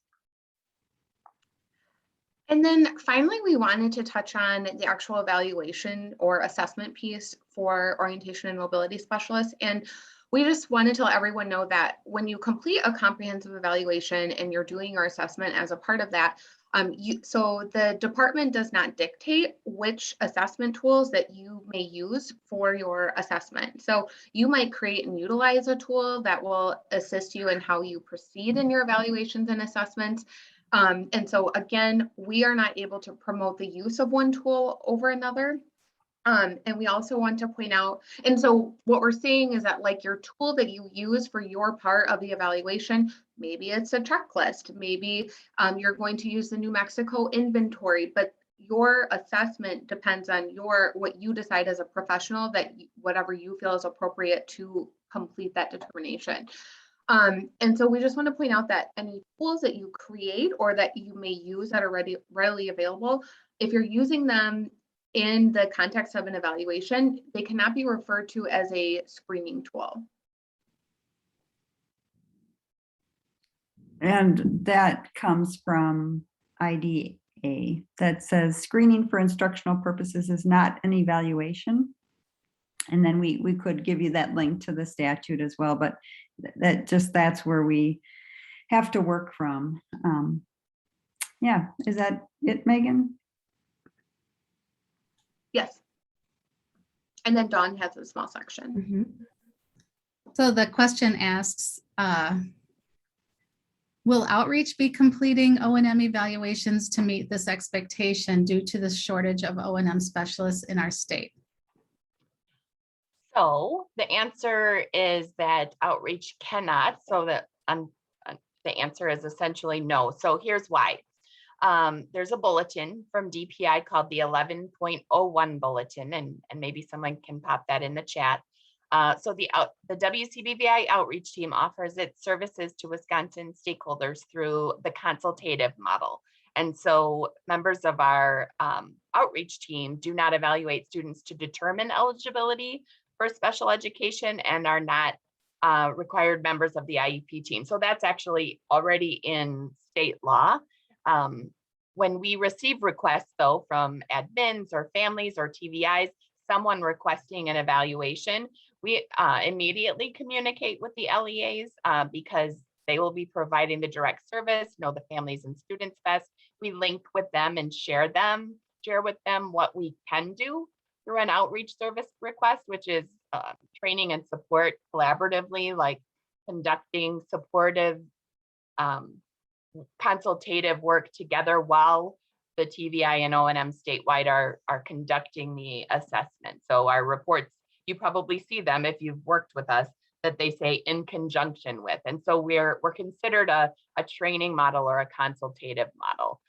I also wanted you to know though that I was happy to be able to work and meet with over the last several years, the virtual version of the new Special Education Directors Academy, and guidance and support was given to them also about areas of need. Orientation and mobility and teacher of the blind and visually impaired is just one area. Many shortage areas are existing.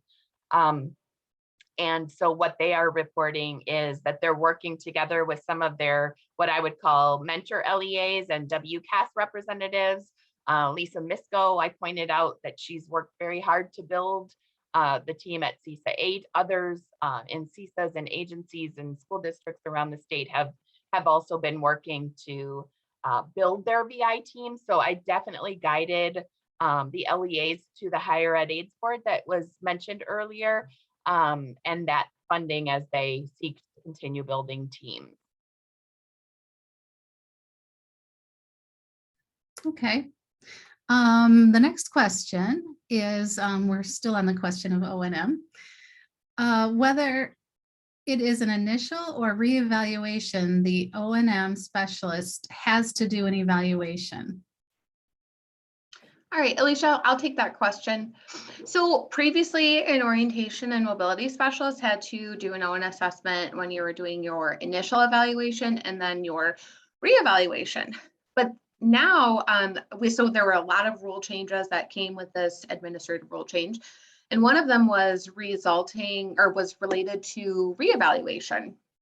And basically what that was is that students do not need to meet any of the initial criteria components that they went through in their initial evaluation.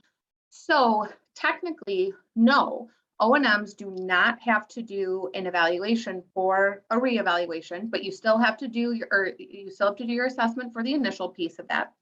But so basically the IEP team, you need to have sufficient data to indicate the needs of the student to make decisions during reevaluations. And so perhaps a team might use the O&M assessment from the initial evaluation, and they might decide, you know what, this information is current, addressing the student's current needs. And or they might say, you know what, we're looking at the data we have and we have some changes to contributing factors, like maybe the student is in high school and going through a transition, getting ready for to start doing work or getting ready for college, or there's a variety of different contributing factors that a team might consider, and they might say, you know what, we do want an O&M assessment. So the succinct answer is that no, you don't have to have one, but when you're doing a reevaluation, you have to have sufficient data to indicate what your student needs are. And it's up to the team to decide if you have that or not.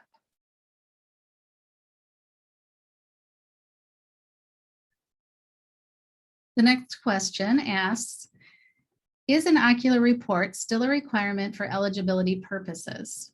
And then it goes on to ask, when are school districts required to update their IEP systems with the new VI eligibility form? And I'll answer this one. It's the first part, yes, an ocular report is still required for initial evaluations.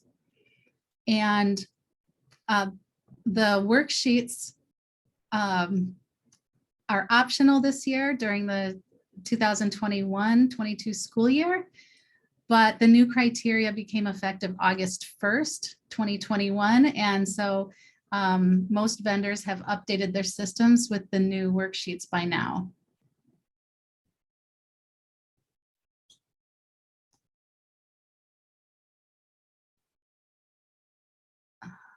Okay, moving on. And just so you know, we did get a lot of questions and we will not be able to address them all within the staff hour because we're down to about 4 minutes, but we will continue to work on them and make sure that you all get copies of the question and answer doc when it's completed. Another question that we're going to answer is, so if a low vision therapist and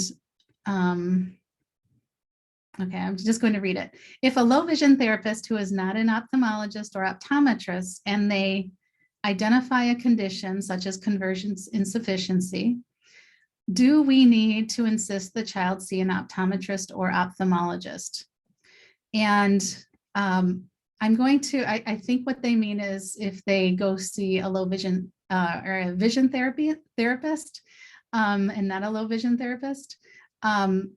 So vision therapy is prescribed by an optometrist and it's done under the supervision of an optometrist. And it's the vision therapist who carries out the therapy. So if the child goes to a low vision, or I'm sorry, a vision therapist, they should have a document from an optometrist. And we're pretty, the indication on our on the report or the form says that the report must come from an optometrist or an ophthalmologist, or the new rule, sorry. So that even is applies to the next question, which is, excuse me, if a child is born with a condition in which the general pediatrician or neurologist identifies the child as a child who is totally blind or has CVI, does the family have to go to an optometrist or an ophthalmologist? And the answer is yes. The report must come from an optometrist or an ophthalmologist.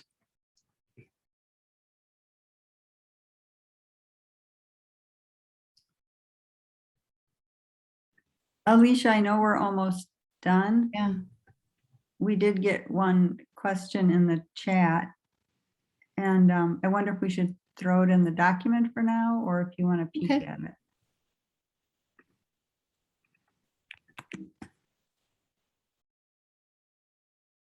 Oh, so the question is, an ocular form is required for an initial evaluation. Is it required for a reeval? And the same rules apply to that Megan was talking about for a reeval. Is if you know, if the student still nothing's changed, and you don't feel, the parents, you know, the team doesn't feel like you need to update the information, then you don't need to update it. So it's not, it wouldn't be necessarily required unless the team decides to get more information. So, and I think with that, we can probably get ready for the next session.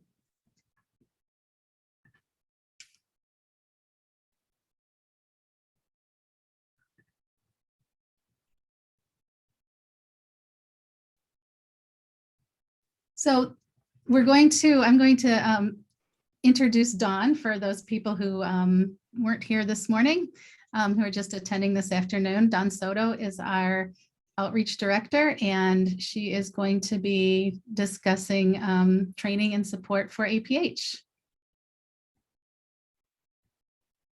Thank you so much, Alicia. All right. Feel free to take a stretch break.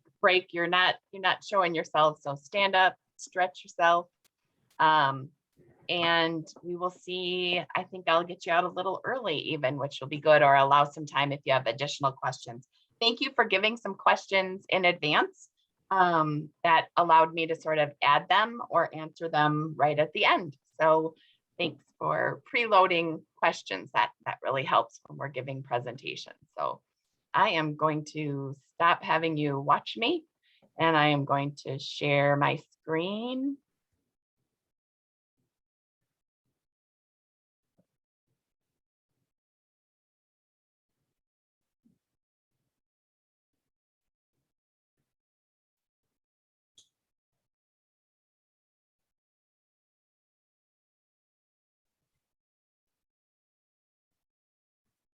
Here we go.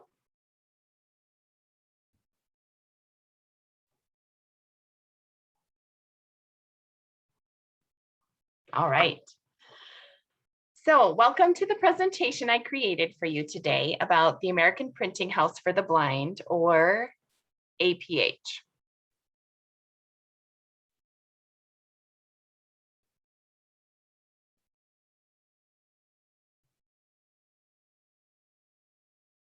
All right.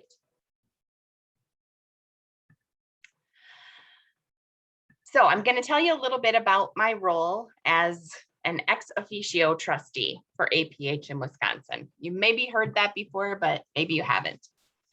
So here we are on slide 2. So what is APH? Okay, some of you may know very well, others may not.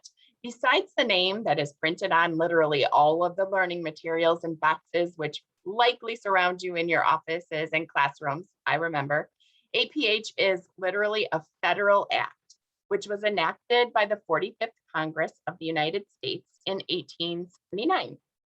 It was initiated as the act to promote the education of the blind, and it has actually not changed much since then.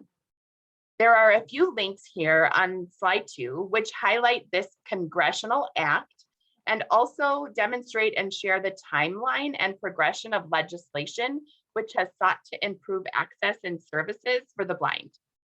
These might be fun links for you to visit later and to share with your students and families if they have any questions, or even your LEAs. Ultimately, APH is a program which is known to be the official source for educational texts, educational aids, and materials for legally blind and qualifying federal quota students in the nation. Here we are on slide 3. So what is an EOT?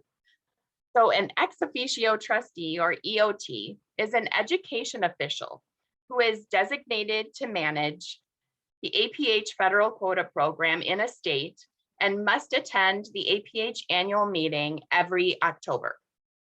Each agency for people who are blind that participate in the federal quota program must designate an EOT of the American Printing House for the Blind, who is then entrusted with the administration of the federal quota program within their system or state.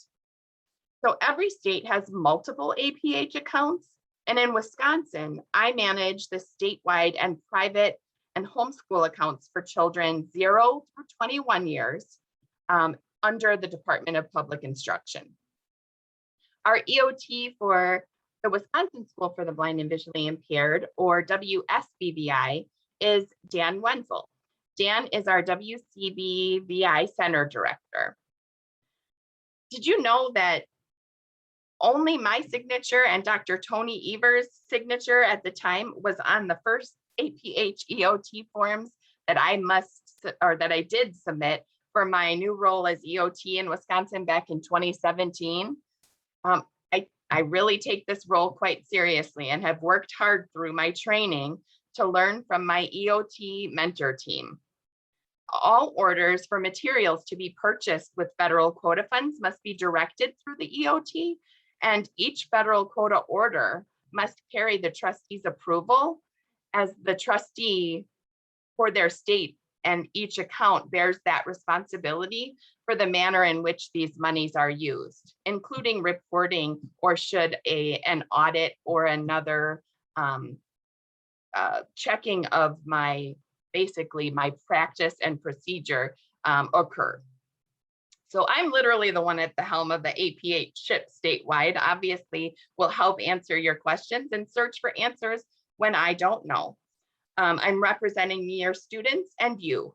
So I would like to thank you for all the input and guidance you've offered me over the past 4 years. I'm also in constant contact with our leaders at APH, including Cindy Ambach, who is our state APH Census Data and Information Manager, and she's our EOT liaison. And Leanne Grillat, who is the new APH Director of National Outreach Services. I report directly to her. And Dr. Craig Metter, who is at all of our EOT meetings, and he is our APH President. Here we are on slide 4. So where is APH, you might ask? It's located in Louisville, Kentucky. It is housed in a location directly next to the Kentucky School for the Blind, and the grounds are filled with old historic buildings. A giant APH sign, much like is on your learning materials for your students, adorns the entrance to the grounds.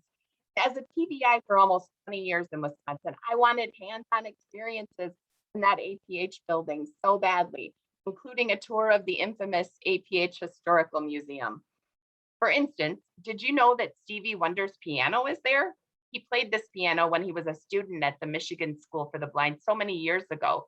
And a few years ago at one of the APH annual meetings I attended when it was in person, one of the Texas School for the Blind and Visually Impaired students was allowed to play Stevie's piano. I wasn't in the museum at the time, but I learned it was so amazing for the TSBVI team who was there with him. Super exciting. Now that the Helen Keller archives are also located at the APH building in Louisville, Kentucky, and I've actually heard great things are yet to come with those archives. I cannot wait to visit again. I've heard from some of you and seen that many of you have visited as well. So although I cannot take you to Louisville with me right now, we're not even going because I mentioned earlier, no in or out of state travel at this point. However, I wanted you to be able to have a little tour. So I've linked on this slide a tour with Rob Gillen. He's actually the special programs coordinator and coordinator for the tour program at APH. He also actually describes the annual Insights Art Contest. I'm not sure if you've had an opportunity to listen to those, and we'll talk a little bit more about that as well. The link I've included you here allows you to participate in the description of an APH historical and virtual tour from 2020. Rob is extremely descriptive and he provides a fabulous understanding of what he's explaining. So you and your students might actually enjoy this audio tour as well. Now let's bring this more locally. So where exactly are the APH materials located in Wisconsin? So the Wisconsin Center for the Blind and Visually Impaired is located in Janesville, Wisconsin. This is where our outreach team is housed from and where our materials center is located. So materials may be located in Janesville, although we have a quite small material center compared to many other states, even for housing their APH items. Some actually have no material center. So other materials, though, that may not be in Janesville are shipped directly to you from APH. Also, did you know that we made special efforts to expedite shipping and to directly ship to you and sometimes even your students' homes throughout the past year so that your orders could more quickly arrive? We've heard that you noticed, and thank you. Many of you shared your kindness in noticing. As we return back to some free matter for the blind and visually impaired shipments, especially for some consumables, we'll have to keep tabs together on the length of time orders are taking to arrive. All right, here we are on slide 5. There are 2 advisory committees of APH. Members of the advisory committees are EOTs. However, the EOT must have at least 3 years of experience prior to nomination and serving on one of the committees. So the first committee is called the ESAC, or Educational Services Advisory Committee. Our center director, Dan Wenzel, has been a member of the ESAC committee in the past, and he's held several EOT positions across his career. The ESAC provides oversight, planning, and input regarding existing services at APH and actually works to identify new services that may be needed. The ESAC also advises APH annually and has reports on the outset regarding general operations and communications. Here we are on slide 6. The next committee I'll talk about is the EPAC, or Educational Products Advisory Committee. I was overjoyed to be nominated onto the EPAC committee beginning in 2020. So the EPAC advises APH annually regarding priorities, standards, policies regarding APH products. So the EPAC reviews research and development priorities from that team at APH and actually advises the APH staff on prioritization of those needs. The EPAC also reviews APH products which are currently under development and considers approval of finished products for the actual purchase with federal quota funds, including how to make that work best in states. The best part to me, however, is that the EPAC recommends parents, caregivers, students, clients, and professionals in the field to actually serve as subjects for either research or field test purposes, as project consultants and or as committee members. I'm excited to share the expertise of our Wisconsin vision professionals, like Kari Landis, as she presented about the Reach and Match Learning Kit for APH last year. I was connected through APH with their leadership, who noticed that our state had Reach and Match kits going out to students, and they wanted to talk to our content area experts, our professionals in the field. I'm certainly thrilled also about the products that you will likely see within the next few years. Okay, here we are on slide 7. So APH Braille prison programs. You may not know that the National Prison Braille Network, or NPBN, we have so many acronyms, is currently administered by APH. In the days prior to the APH annual meeting every October in Louisville, the annual Prison Braille Forum brings together the approximately 38 Braille prison programs across 28 states. One example of such a program is our Wisconsin OSCI, or Oshkosh Correctional Institution, led by Kurt Camprin, who is their coordinator, but also a certified Braille transcriber.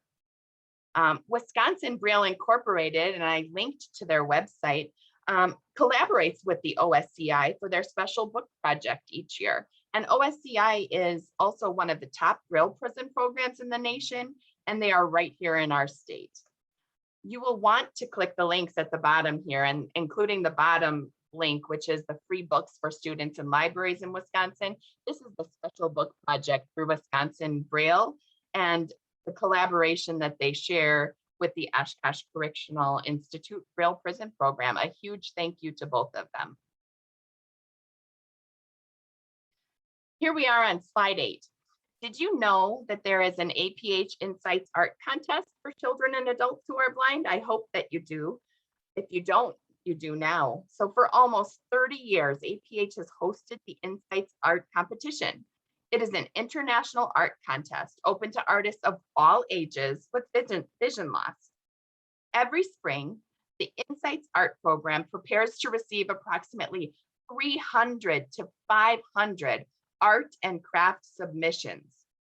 Insights then assembles an actual jury of art professionals to award prizes in specific categories, and they also select other notable artwork, up to 100 pieces per year. And then every piece of selected artwork is displayed at the Insights Art Exhibition, which also happens every October, coinciding with APH's annual meeting. It's amazing to walk through and touch and feel and witness the amazing artists with their work. Winners are invited then to also attend a festive arts banquet. The EOTs get to attend. It's very exciting. This happens during the week of the annual meeting as well. And then when the artists are honored for their achievement, it's so palpable in the room that people feel proud of themselves, and their families are with them to receive their awards. I've actually linked on this slide to the 2020 virtual award ceremony for you. However, you can always locate previous year's award ceremonies on YouTube.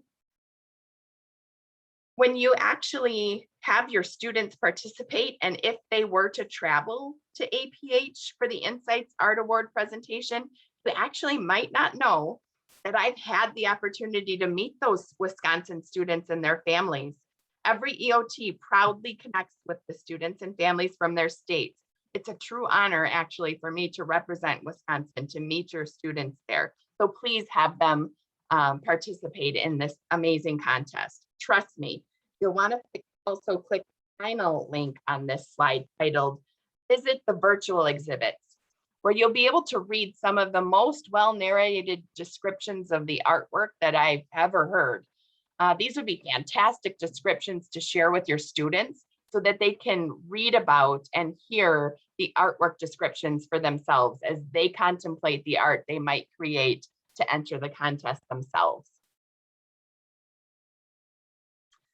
Here we are on slide 9, a new addition to APH, but so robust. Amy Frank Campbell, also known as the High Heel TVI, has had a long-spanning career, a wide range of teaching and administrative roles, including the vision consultant role for the Department of Public Instruction in North Carolina. Many of us, many on our team know Amy. You may also know her. But now Amy Campbell is one of the newer APH team members as the Learning Management System Administrator of the National Outreach Services for APH. So the learning management system that Amy oversees and manages is called the Hive. I certainly hope that you've been able to explore some of the offerings in the Hive found in our weekly updates. But if you haven't, no problem. You might want to know, what is the focus within the Hive? Well, it includes courses in foundations, assessment, early childhood, core curriculum, and the expanded core curriculum, or ECC. It is absolutely free to register. I'm going to say that again. It is absolutely free to register for the Hive. And there are continuing education units, or CEUs, offered for just about every course. ACVRP credits can be used and applied toward renewal of certification in orientational mobility, vision rehabilitation therapy, low vision therapy, and certified assistive technology instructional specialists. You need to update one of those licenses? Not a problem. The Hive course offers ACVREP credits. And did I mention that they're all free? I know that many of you shared that you accessed this learning during COVID, and I'm so glad you were able to take advantage of these opportunities.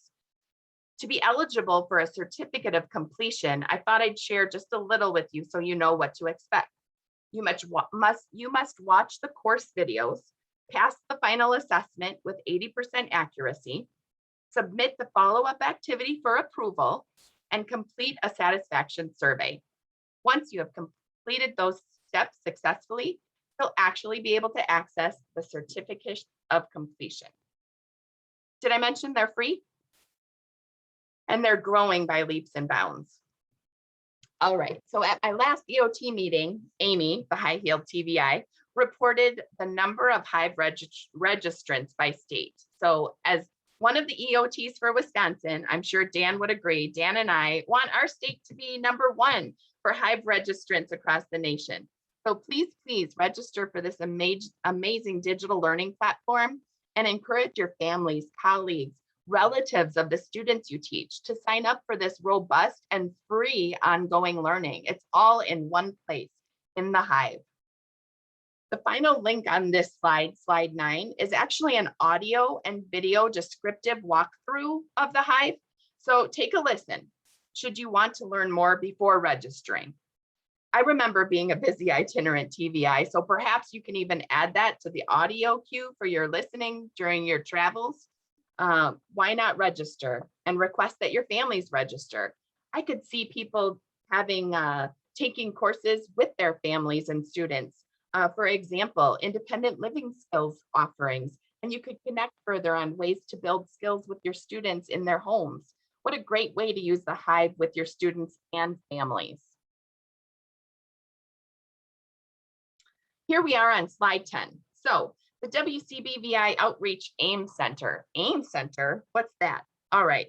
AIM stands for Accessible Educational Materials. You've likely heard our WCBVI Materials Center called Materials and Production, or ESC, Educational Services Center. We aligned our name with the 20.02 bulletin for LEAs about accessible educational materials, and also the fact that that verbiage is now in our IEP document.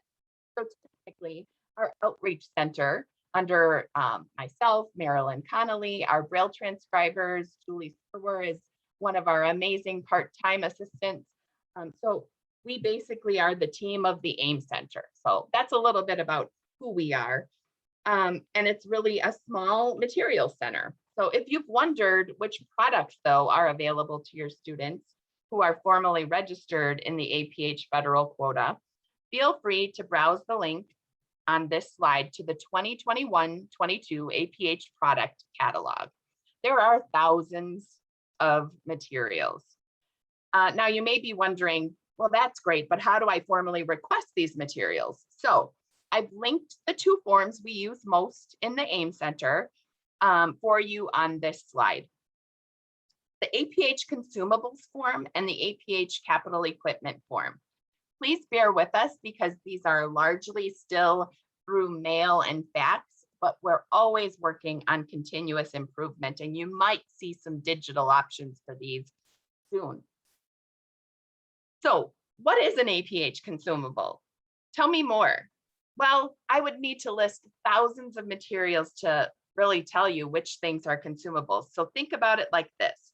The APH consumables form is currently used for almost all the items from the APH catalog. For instance, Braille paper, light box kits, tactile stickers, Braille books, Braille literacy programs such as Building on Patterns. Think about consumables as items that your students would use quite often and would likely not be able to be reused. In some cases, however, your student may not use a consumable item much, or it might have never been unboxed. And you may wish to send back that nearly new item to Janesville. This is just fine with us, as long as it is still in good working order. And in some cases, we get it back from you in packaging. We'll happily add this to our collection because we'd be able to reloan again. This type of collaboration and care of the monies in the federal quota each year can improve the efficiency of our work together. The capital equipment form is the bottom link here. And this is used for high-cost assistive technology APH items, which are loaned for a semester to qualifying students on the APH federal quota. So I'll talk about that a little bit later on an assistive technology page, but you did hear me correctly. Just because a student may be formally registered for APH doesn't actually mean that we in Wisconsin currently would just say, here's a $3,000 embosser. So someone had that question and it was a good question. At this time, our quota loan in Wisconsin for high cost AT items is managed through Amy Snow, and I'll talk to you about that on a slide a little further down. But we have a loan program, a semester loan, so that you can trial things, and I'll talk about that a little bit further. Just wanted to kind of plug that here where I talked about the form. All right, slide 11. Assistive technology. Oh, it was the next one. Look at that. Assistive technology items through APH at the WCBVI AIM Center. So you'll recognize probably the links on this slide as those created by Amy Snow. Amy is our Outreach Certified Assistive Technology Instructional Specialist, or CADIS, if you know what that means. We're very happy to have Amy and her expertise. So on this slide, Amy lists AT loan procedures. When you click this link, you will find a helpful frequently asked questions document that Amy spent a lot of time working on. Thank you to Amy for that FAQ document.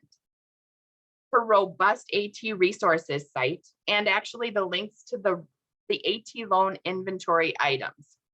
I would say this, when thinking about AT loans, WCBVI, it's important to remember some items are APH, high cost assistive technology. That would be the MAT Connect, the Mantis Q40, just to name a few. And some items would be outside of that APH collection, made by other vendors, not through APH, including the Braille Note Touch Plus or the Braille Sense Polaris, just to name a few in each collection. I'll let you know also, I've learned from my mentors, many states have also implemented loan programs for APH items, which are high cost pieces of assistive technology. And many other states do not allow their TVIs to request those high cost assistive technology items at all. Creating a loan program in Wisconsin has actually allowed us to have a formally registered student on quota be actually able to trial multiple items should they wish to determine with you which is the most optimal for that student prior to the LEA purchasing them. So the federal program, the federal quota program is just not a bottomless pot of funding. And there are not only stringent eligibility criteria guidelines that I must uphold as an EOT, but I must actually ensure that all students in need of any one of the thousands of APH materials has that access. This often creates the need for ongoing evaluation of our available funding throughout the year as it goes along, with close monitoring of the Wisconsin orders. I'm picking them up off the machine in the mailbox right now, so I see them coming through. Thank you for requesting the things your students need to learn right now. The most important part to know is that the loan processes and some of the guidelines can be fluid in states, and it also might change every year. The first year I started, we actually put a pause on some orders, and that's because as the year goes, we have sort of like a quarterly check where we determine whereabout we are with our funding. Because again, it's not a bottomless pot of money and the students have needs. I hope that helps explain that page. Here we are on slide 12. So what if I need more help or support or general assistance from WCBVI outreach? I know you're busy. I know you're on the road. What if you don't even have time to take a look at, the catalog? What do I need? I could use something. So I've linked our outreach service request because you could actually make a request. I'm just going to pick this one. I created one that you could take a look at, and you could ask for help. Help, I need to know more about a product. What about something for recreation and leisure like snap circuits and the accompanying kits from APH? This was just from working with APH and seeing these products come out, I decided to put together something for you to take a look at. So I've created a Google Doc here. What are snap circuits? I explain what the products are, the company that creates them. In this case, Elenco is a company that creates this as a standard learning tool for all children. And APH has actually worked to create an accessible version of their products. So I've linked 3 items along with the catalog number, Snap Circuits Junior Kit, the Brick Structures Access Kit, and actually the RC Snap Rover Access Kit, which is a vehicle. I wish I could play with them. I just get to help tell you where they are. The other thing I thought would be helpful would be to put in one place for you, not only some lesson plans to working with an item through APH, but webinars or introduction videos that would be available, let's say on YouTube through APH. So here I list for you 2 webinars that are out there already done. One is called Introduction to Snap Circuits, and it has the ACVREP CEUs with it. The other is Advanced Applications of Snap Circuits. I thought that would be a little bit of a fun tool that you could use. And then you could use that as a guide. Perhaps it's algebra. Perhaps your student is going to have algebra. And so I'm just finding my place again. Thank you. Um,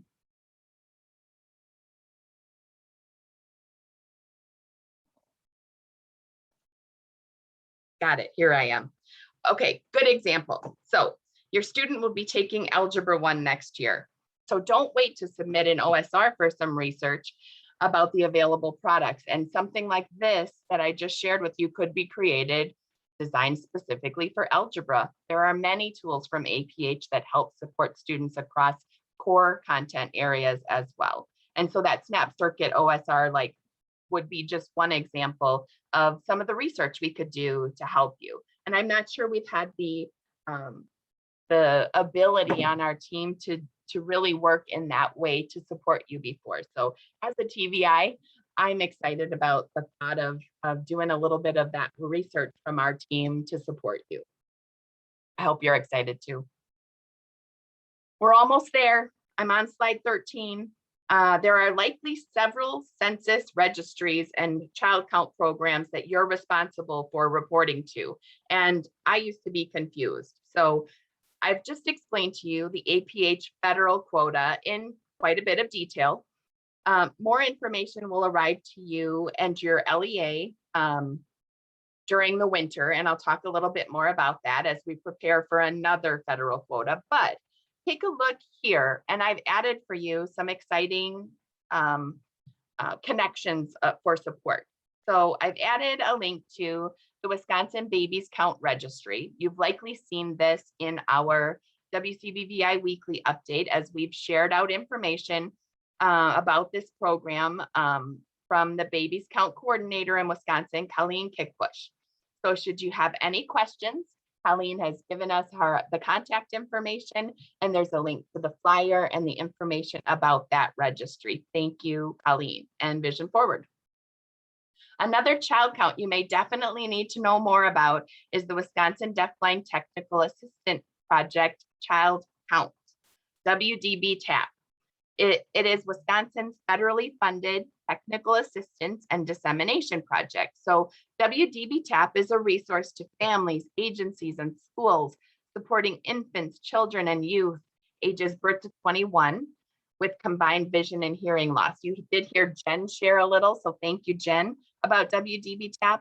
And I also added links to their services and a link to share their grant coordinator, Jolene Gruber, an email, how to contact them, and also the link to request the WDB-TAP services for students who are deafblind in Wisconsin. That's the WDB-TAP version of the outreach service request that we have for students who are blind. So I wanted to share those two important other registries and really lay that out for you so you'll know what this looks like for yourself and the things that you report for. Whew, okay, I'm on slide 14. I think I'm ahead of time, which, you know, anyone who knows me would know that would likely not happen. I can talk a lot. On slide 14, we've reached the end. This is it.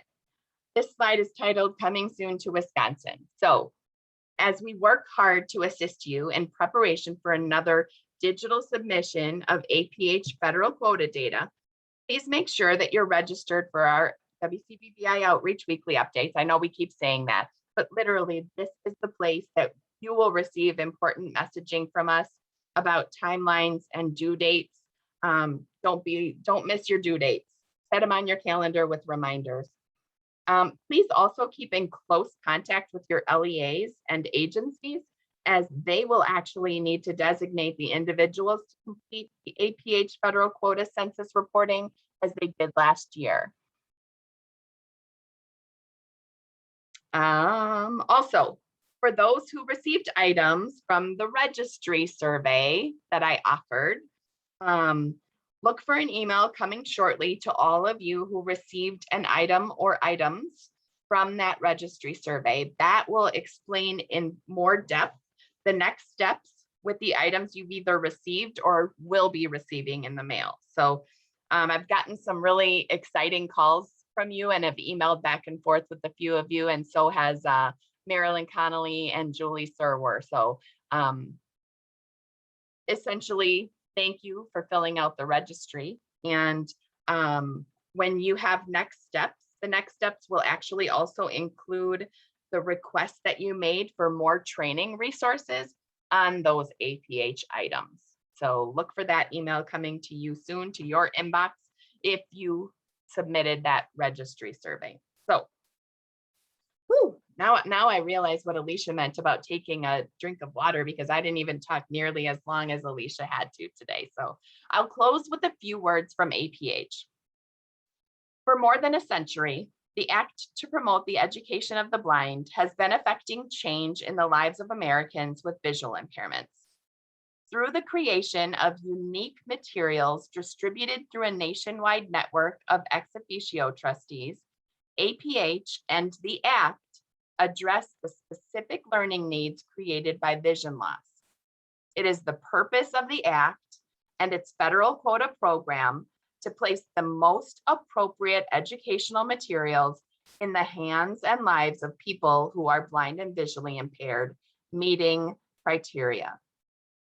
Thank you so much for your promoting learning in Wisconsin, for setting high expectations for our Wisconsin students who are blind and visually impaired.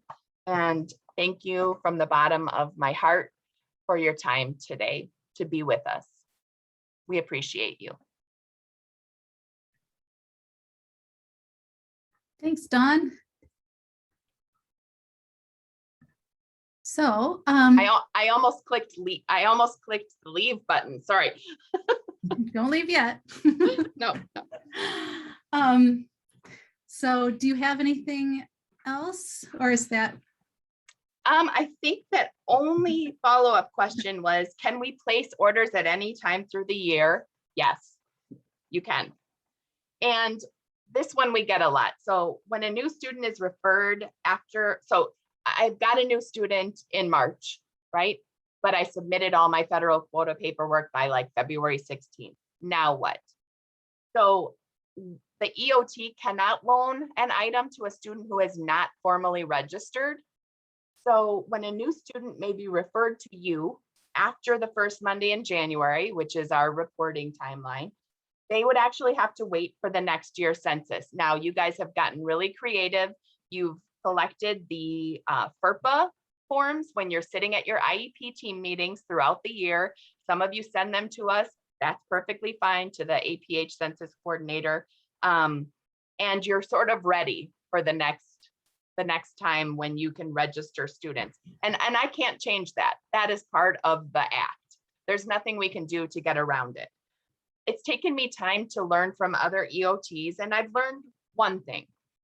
When a student who is formally registered has used an item, we then, and they've touched it and used it. And like, that's the importance of, if you've got something you've used with a student and they're not using it now, if you send it back to us, it becomes an item for another student to loan. So instead of thinking of that item, that's why we're using the words loan. Consumables, obviously, you're probably not going to send back, a box with 3 pieces of Braille paper, but some items definitely can be used again. And here's the bigger thing. I had some of the CISA 8 staff with me, and it was so exciting when we were together in person to show them a few of our shelves where, if you send us something back that you're not using and it's in good quality and working order, we will actually email back and forth with you. Julie Serwer has been working to connect with you. If you've got a student in this situation, ultimately the fate for that student is on your LEA. So you just can't place a quota order for a student who's not formally registered. I mean, it's pretty simple, but we have worked very hard to set aside Braille writers that have already been used because we've heard from you that you might need a Brailler for a student who is not on the registry yet, but you suspect they will be.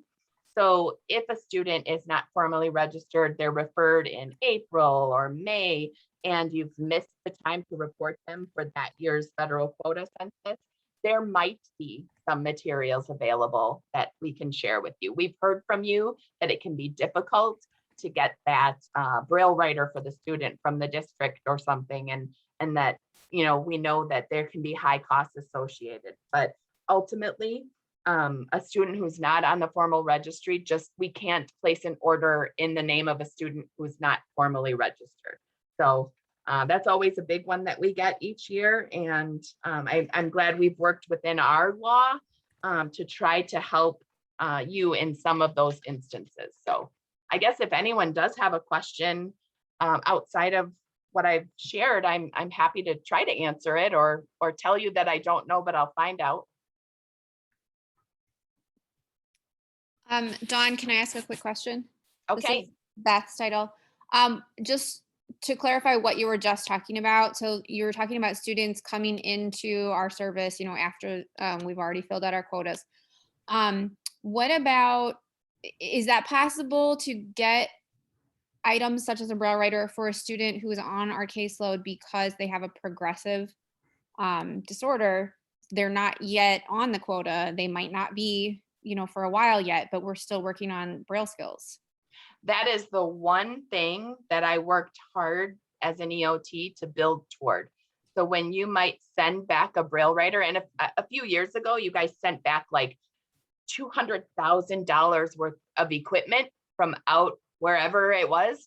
And a lot of braillers came back. So I can't send a brand new brailer from APH to you for that student because they are not on the formal registry. And you're correct, they might not be. They might not be for several years. What I did learn though, is if I received some brailers back that weren't being used, they had already been touched and used by a federally or a federal quota registered student. When it comes back on our shelves, we then as EOTs do have the ability to say, we can measure the need, number one, and the funds in our account, but we can meet that need for you. Yes. As long as we still have those, we'd call them already been loved brailers. But as long as we still have those, that we made that a priority, and I made that a priority to learn from my mentors. So does that answer Dawn, that, Beth? Yes, thank you. Dawn, there's a question in the chat. Please clarify that students with degenerative eye diseases do not necessarily qualify. So you were saying perhaps a student, and I guess I'm not going into the logistics. I thought Beth's understanding of that question was that was a student who wouldn't meet the MDB or meets the definition of blindness, or well, for FDB. APH, Is that what you mean? For APH quota funds? Right. Oh, so if a student doesn't meet those three things, meets the definition of blindness, the specific criteria, functions at the definition of blindness, and this one's a little different for the FDB because a neurologist can actually say that.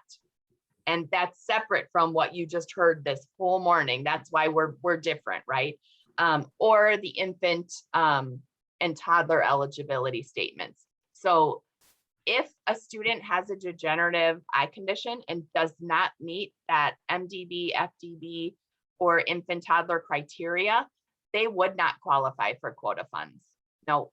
And then the LEA does have the onus of providing for those situations. And I should let you know that I have elevated several sort of example questions to Leanne, our outreach director, and I believe she's going to work with Dr. Metter and also the ESAC, the Services Advisory Committee. So I'm committed to make sure that I'm always sharing the exact answers, but definitely if the doctor can't mark those boxes, which are the qualifying criteria, then those students would not qualify for APH quota funds. Trudy, does that help? It does. Thank you. It does qualify because I've inherited a number of students who come that have been put on for quota funds, and just because they have a degenerative eye disease. And I think we just need to totally understand that they don't qualify based on a degenerative eye disease, all that other stuff that you talked about, right? Thank you, Trudy. You're right. And this is where that question that you guys brought up that I answered about the ocular report, as I'm learning from other states, and we'll do a work group, we'll ask for your input. We'll definitely ask for your input. Other states have started to add those statements so that when an ophthalmologist, an optometrist, or in the case of our FDB, a neurologist, could check a box to help us understand that the child really does meet specifically what that statement criteria says. So just know that our services advisory committee, or that ESAC I talked about, is considering probably even a few of my examples that I posed to them. So Dawn, since Colleen is still here, maybe yes, she could give a little wave with her. Colleen, are you still there? I would love that. Yep. There she is. Here she comes. Hi, everybody. Thank you, Dawn, for telling everybody about Babies Count. I really appreciate it. And I just want to make sure everyone knows that, yes, even though that is from APH, it's a national registry for our kids that are visually impaired, but under 3, so our infants and toddlers. We are going to have resources for families. So if anybody actually goes out and does initial evaluations on kids under 3, you also could support the family in connecting with those even if they aren't a part of the Birth to 3 program. So if you are a TVI that goes out and does those initial evaluations with kids under 3, please contact me at that email address that Dawn had shared and that I put in the chat, just so I can kind of get you started with your login. It's really easy. It takes me about 5 to 10 minutes to do the surveys. So just let me know if you have questions, and I look forward to hearing from more of you. Thank you so much, Colleen. We're excited to have you. We've seen actually nationally some other states be able to use robust data sets of the infants and toddler data, and that's really exciting for our state. Even in your CISAs and agencies and districts, knowing students who may be coming, right? Yeah, and I think, Dawn, we had talked about making a really cool map. Once we have more of our state's data, we'll be able to make that map where we kind of overlay the Birth to 3 counties with the CISAs, so that we can see how many kids are in each area. So you'll have a better idea of who might be coming your way in the next, 1 to 3 years. And I think that would be a really cool thing for all of our providers to have access to. And I just want everyone to know where they can find more resources. So we work together a lot on this, and I just appreciate you talking about it, because we can't forget our babies start somewhere. So we got to get them off to a good start. And Absolutely. Dawn, I actually had one question about the ocular report that we use. Is there any way to add something on there when you do talk about APH a little bit? Is there any way to add some of that, like the new infant criteria that's a little looser, or to talk about that? Or do you think it's not possible? Because obviously we want to use this mostly for kids over 3, and I don't want to confuse doctors, but. Well, you're actually probably right on in what I was maybe thinking. And I think, it'll be a really good thing that we'll ask for input on, because I think that adding that as a statement of eligibility helps, many of you as TVIs, I already know you're out there working in Birth to 3, working with counties, or Colleen, you at Vision Forward. There are a lot of, it's a local control state. Things are just are different for all of you, but that's the kind of input we'll be asking. So be ready to give input. Thank you. Yep. And then that's the last thing I do have to say is, if anyone is out there as TVIs working in Birth to 3 and you haven't contacted me to get that login or training on Babies Count, please do that right away. Thank you. Thank you. Any last APH burning need questions or?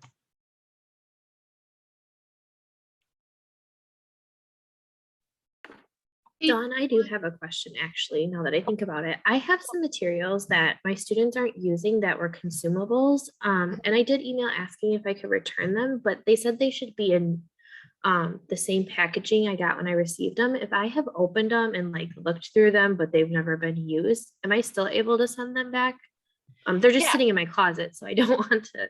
Yeah, I think definitely the hardest part is if we receive something that's like out of the packaging it came in, and it doesn't have some of those pieces like, descriptions, or if something's missing, that's the part where it gets more complicated, because APH doesn't always have replacement parts for everything. I'm on the products committee now going like, wait, is there a cord for that new thing you're talking about? Or is there a option to get a replacement cord? Because in some cases we've had to guide APH that you might need to buy a whole new light box if you can't get a replacement cord and the cord is lost for whatever reason or broken. So Erin, I know the extensive list of retired products. There are, what we don't always know is whether a new, better product for that need area is being considered. I'll probably learn some of that on the EPAC. You're right, it is a long list. And I think it's because there have been so many thousands of items. But here's the thing I would say, you have power as educators. You are always able to go on the APH website or submit to me a concern. APH actually wants to hear from you. So your input is extremely valuable. You'll see a lot of surveys come through. We have one of our staff who's so wonderful helping to put together a little APH section for our weekly update each week, so that you can see some of the trainings that are happening that week or the next week and some of the new products or items. So, so we have two people saying switch adapted toys on quota. Very Wanting good. them, yes. Well, I have an EPAC committee coming up next week, I think. So I will write down switch toys, because I think the sensory learning kit has a few switches, but that's about the only thing that I think they have. So thank you for that input. They discontinued the fan, I think, also recently. I had tried to order one for a student, and I think that was something that had been discontinued. And I'm sure you can still get it in the SLK kit, but ordering it separately, I think it was discontinued. And, it's like now we have even less choices of things to provide to families as that first starter item, Okay. Switches. We have a couple comments in the chat, and then Megan has her hand up. And okay. Alicia just answered the one chat question is, can you include a current link for TVIs to update student information? And Alicia says, we no longer use the portal. Correct. You used to have to do a thing with a portal, and now you just resubmit by following the steps that we send out. And we will work and get there. It's taken a long time to learn what other states have done and have used. And I would say we're getting close to some possibilities to make some of that data reporting perhaps a little easier with personally identifiable information. As you know, it's certainly not something you can just attach an email to us. So we're learning and working toward a better system for you. So I did write down switches and Bluetooth switches. One other thing I'll give real quick, and then Megan, I'm going to take your hand that's up. When we had our EPAC committee last, I will say what I loved was the TVI in me was able to give what I thought and hoped was some good input. And we were talking about something like Fusion or some of the licenses for perhaps screen readers. And what I shared was that you may have a more difficult time out in your districts getting access to something like, some part of the Fusion product or JAWS for yourself through your CISA or through another agency. And so what we've asked EPAC to consider is when they're creating products that they may also consider a license for the TVI for training purposes and creating lesson plans and getting more well-versed with the product yourself. So Megan. Hi. Someone had written a question in the question document, and I just thought it'd be really easy to clarify it right away. They asked, and this is such a good question, can you renew your O&M license with CEUs? And they had thought that Dawn had said that the courses through the Hive would be able to go towards renewing your O&M license, but this person thought it just had to be 6 credits or having a comms certification. And Dawn, I think what you were saying was those CEUs can go towards recertification of your comms certification, which then goes towards your O&M renewal. Correct. And with the renewal pathways in Wisconsin, one of them being renewal through ACVREP, one of them being renewal through NOMC, or the National Orientation and Mobility Certification, and actually the certifying body, the National Blindness Professional Certification Board, so many acronyms, they actually will most often allow ACVREP continuing ed units also. So what they don't have is a 3-credit or a class for you to take through APH. So many states do have just ACVREP. So I think that's why APH went that way with the Hive. So, and for people like Amy who are CADIS, that's what I meant when I said those 4 areas that are licensed and renewed under ACVREP. So I apologize if I wasn't clear. I should have been more clear.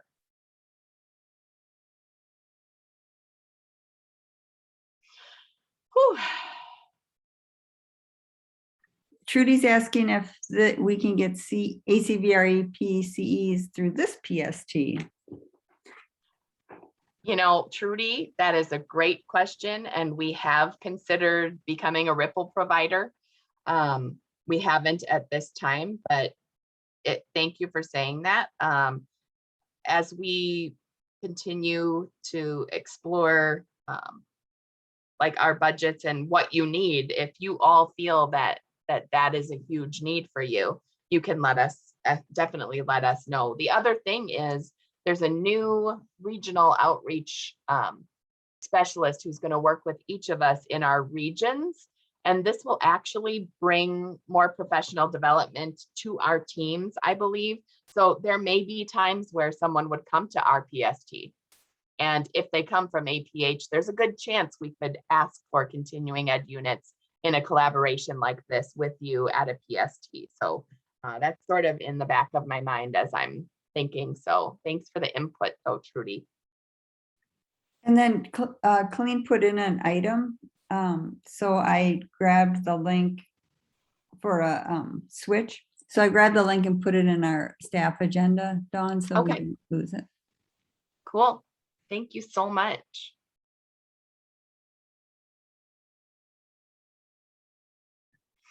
Okay. Going. Well, since I think we're all done for today, I'd like to thank Paul Sherman for joining us, and Jen Gettleman and Kari Landis, and also Colleen Kickbush. And Dawn, thanks for presenting on APH, and everyone, thanks for helping on the outreach team who helped. And thank all of you for attending. And I just want to let you know that you can test your knowledge with a very short quiz that is on your agendas to see what you know about administrative rule change. And please complete both the PST and the outreach surveys that are also on your agenda. And Kay will put the survey link in the chat. And if you need it sent in an email, we'll do that as well. So we have recorded and we'll edit this presentation along with a summary of discussions and links, and we will send it out to you next week, and along with the answer to those questions that were asked. So thanks everybody for joining us. Oh, also don't forget to the PST survey has the question about how you would like professional development in the future. So please answer that question on there. Thanks, everybody. Goodbye.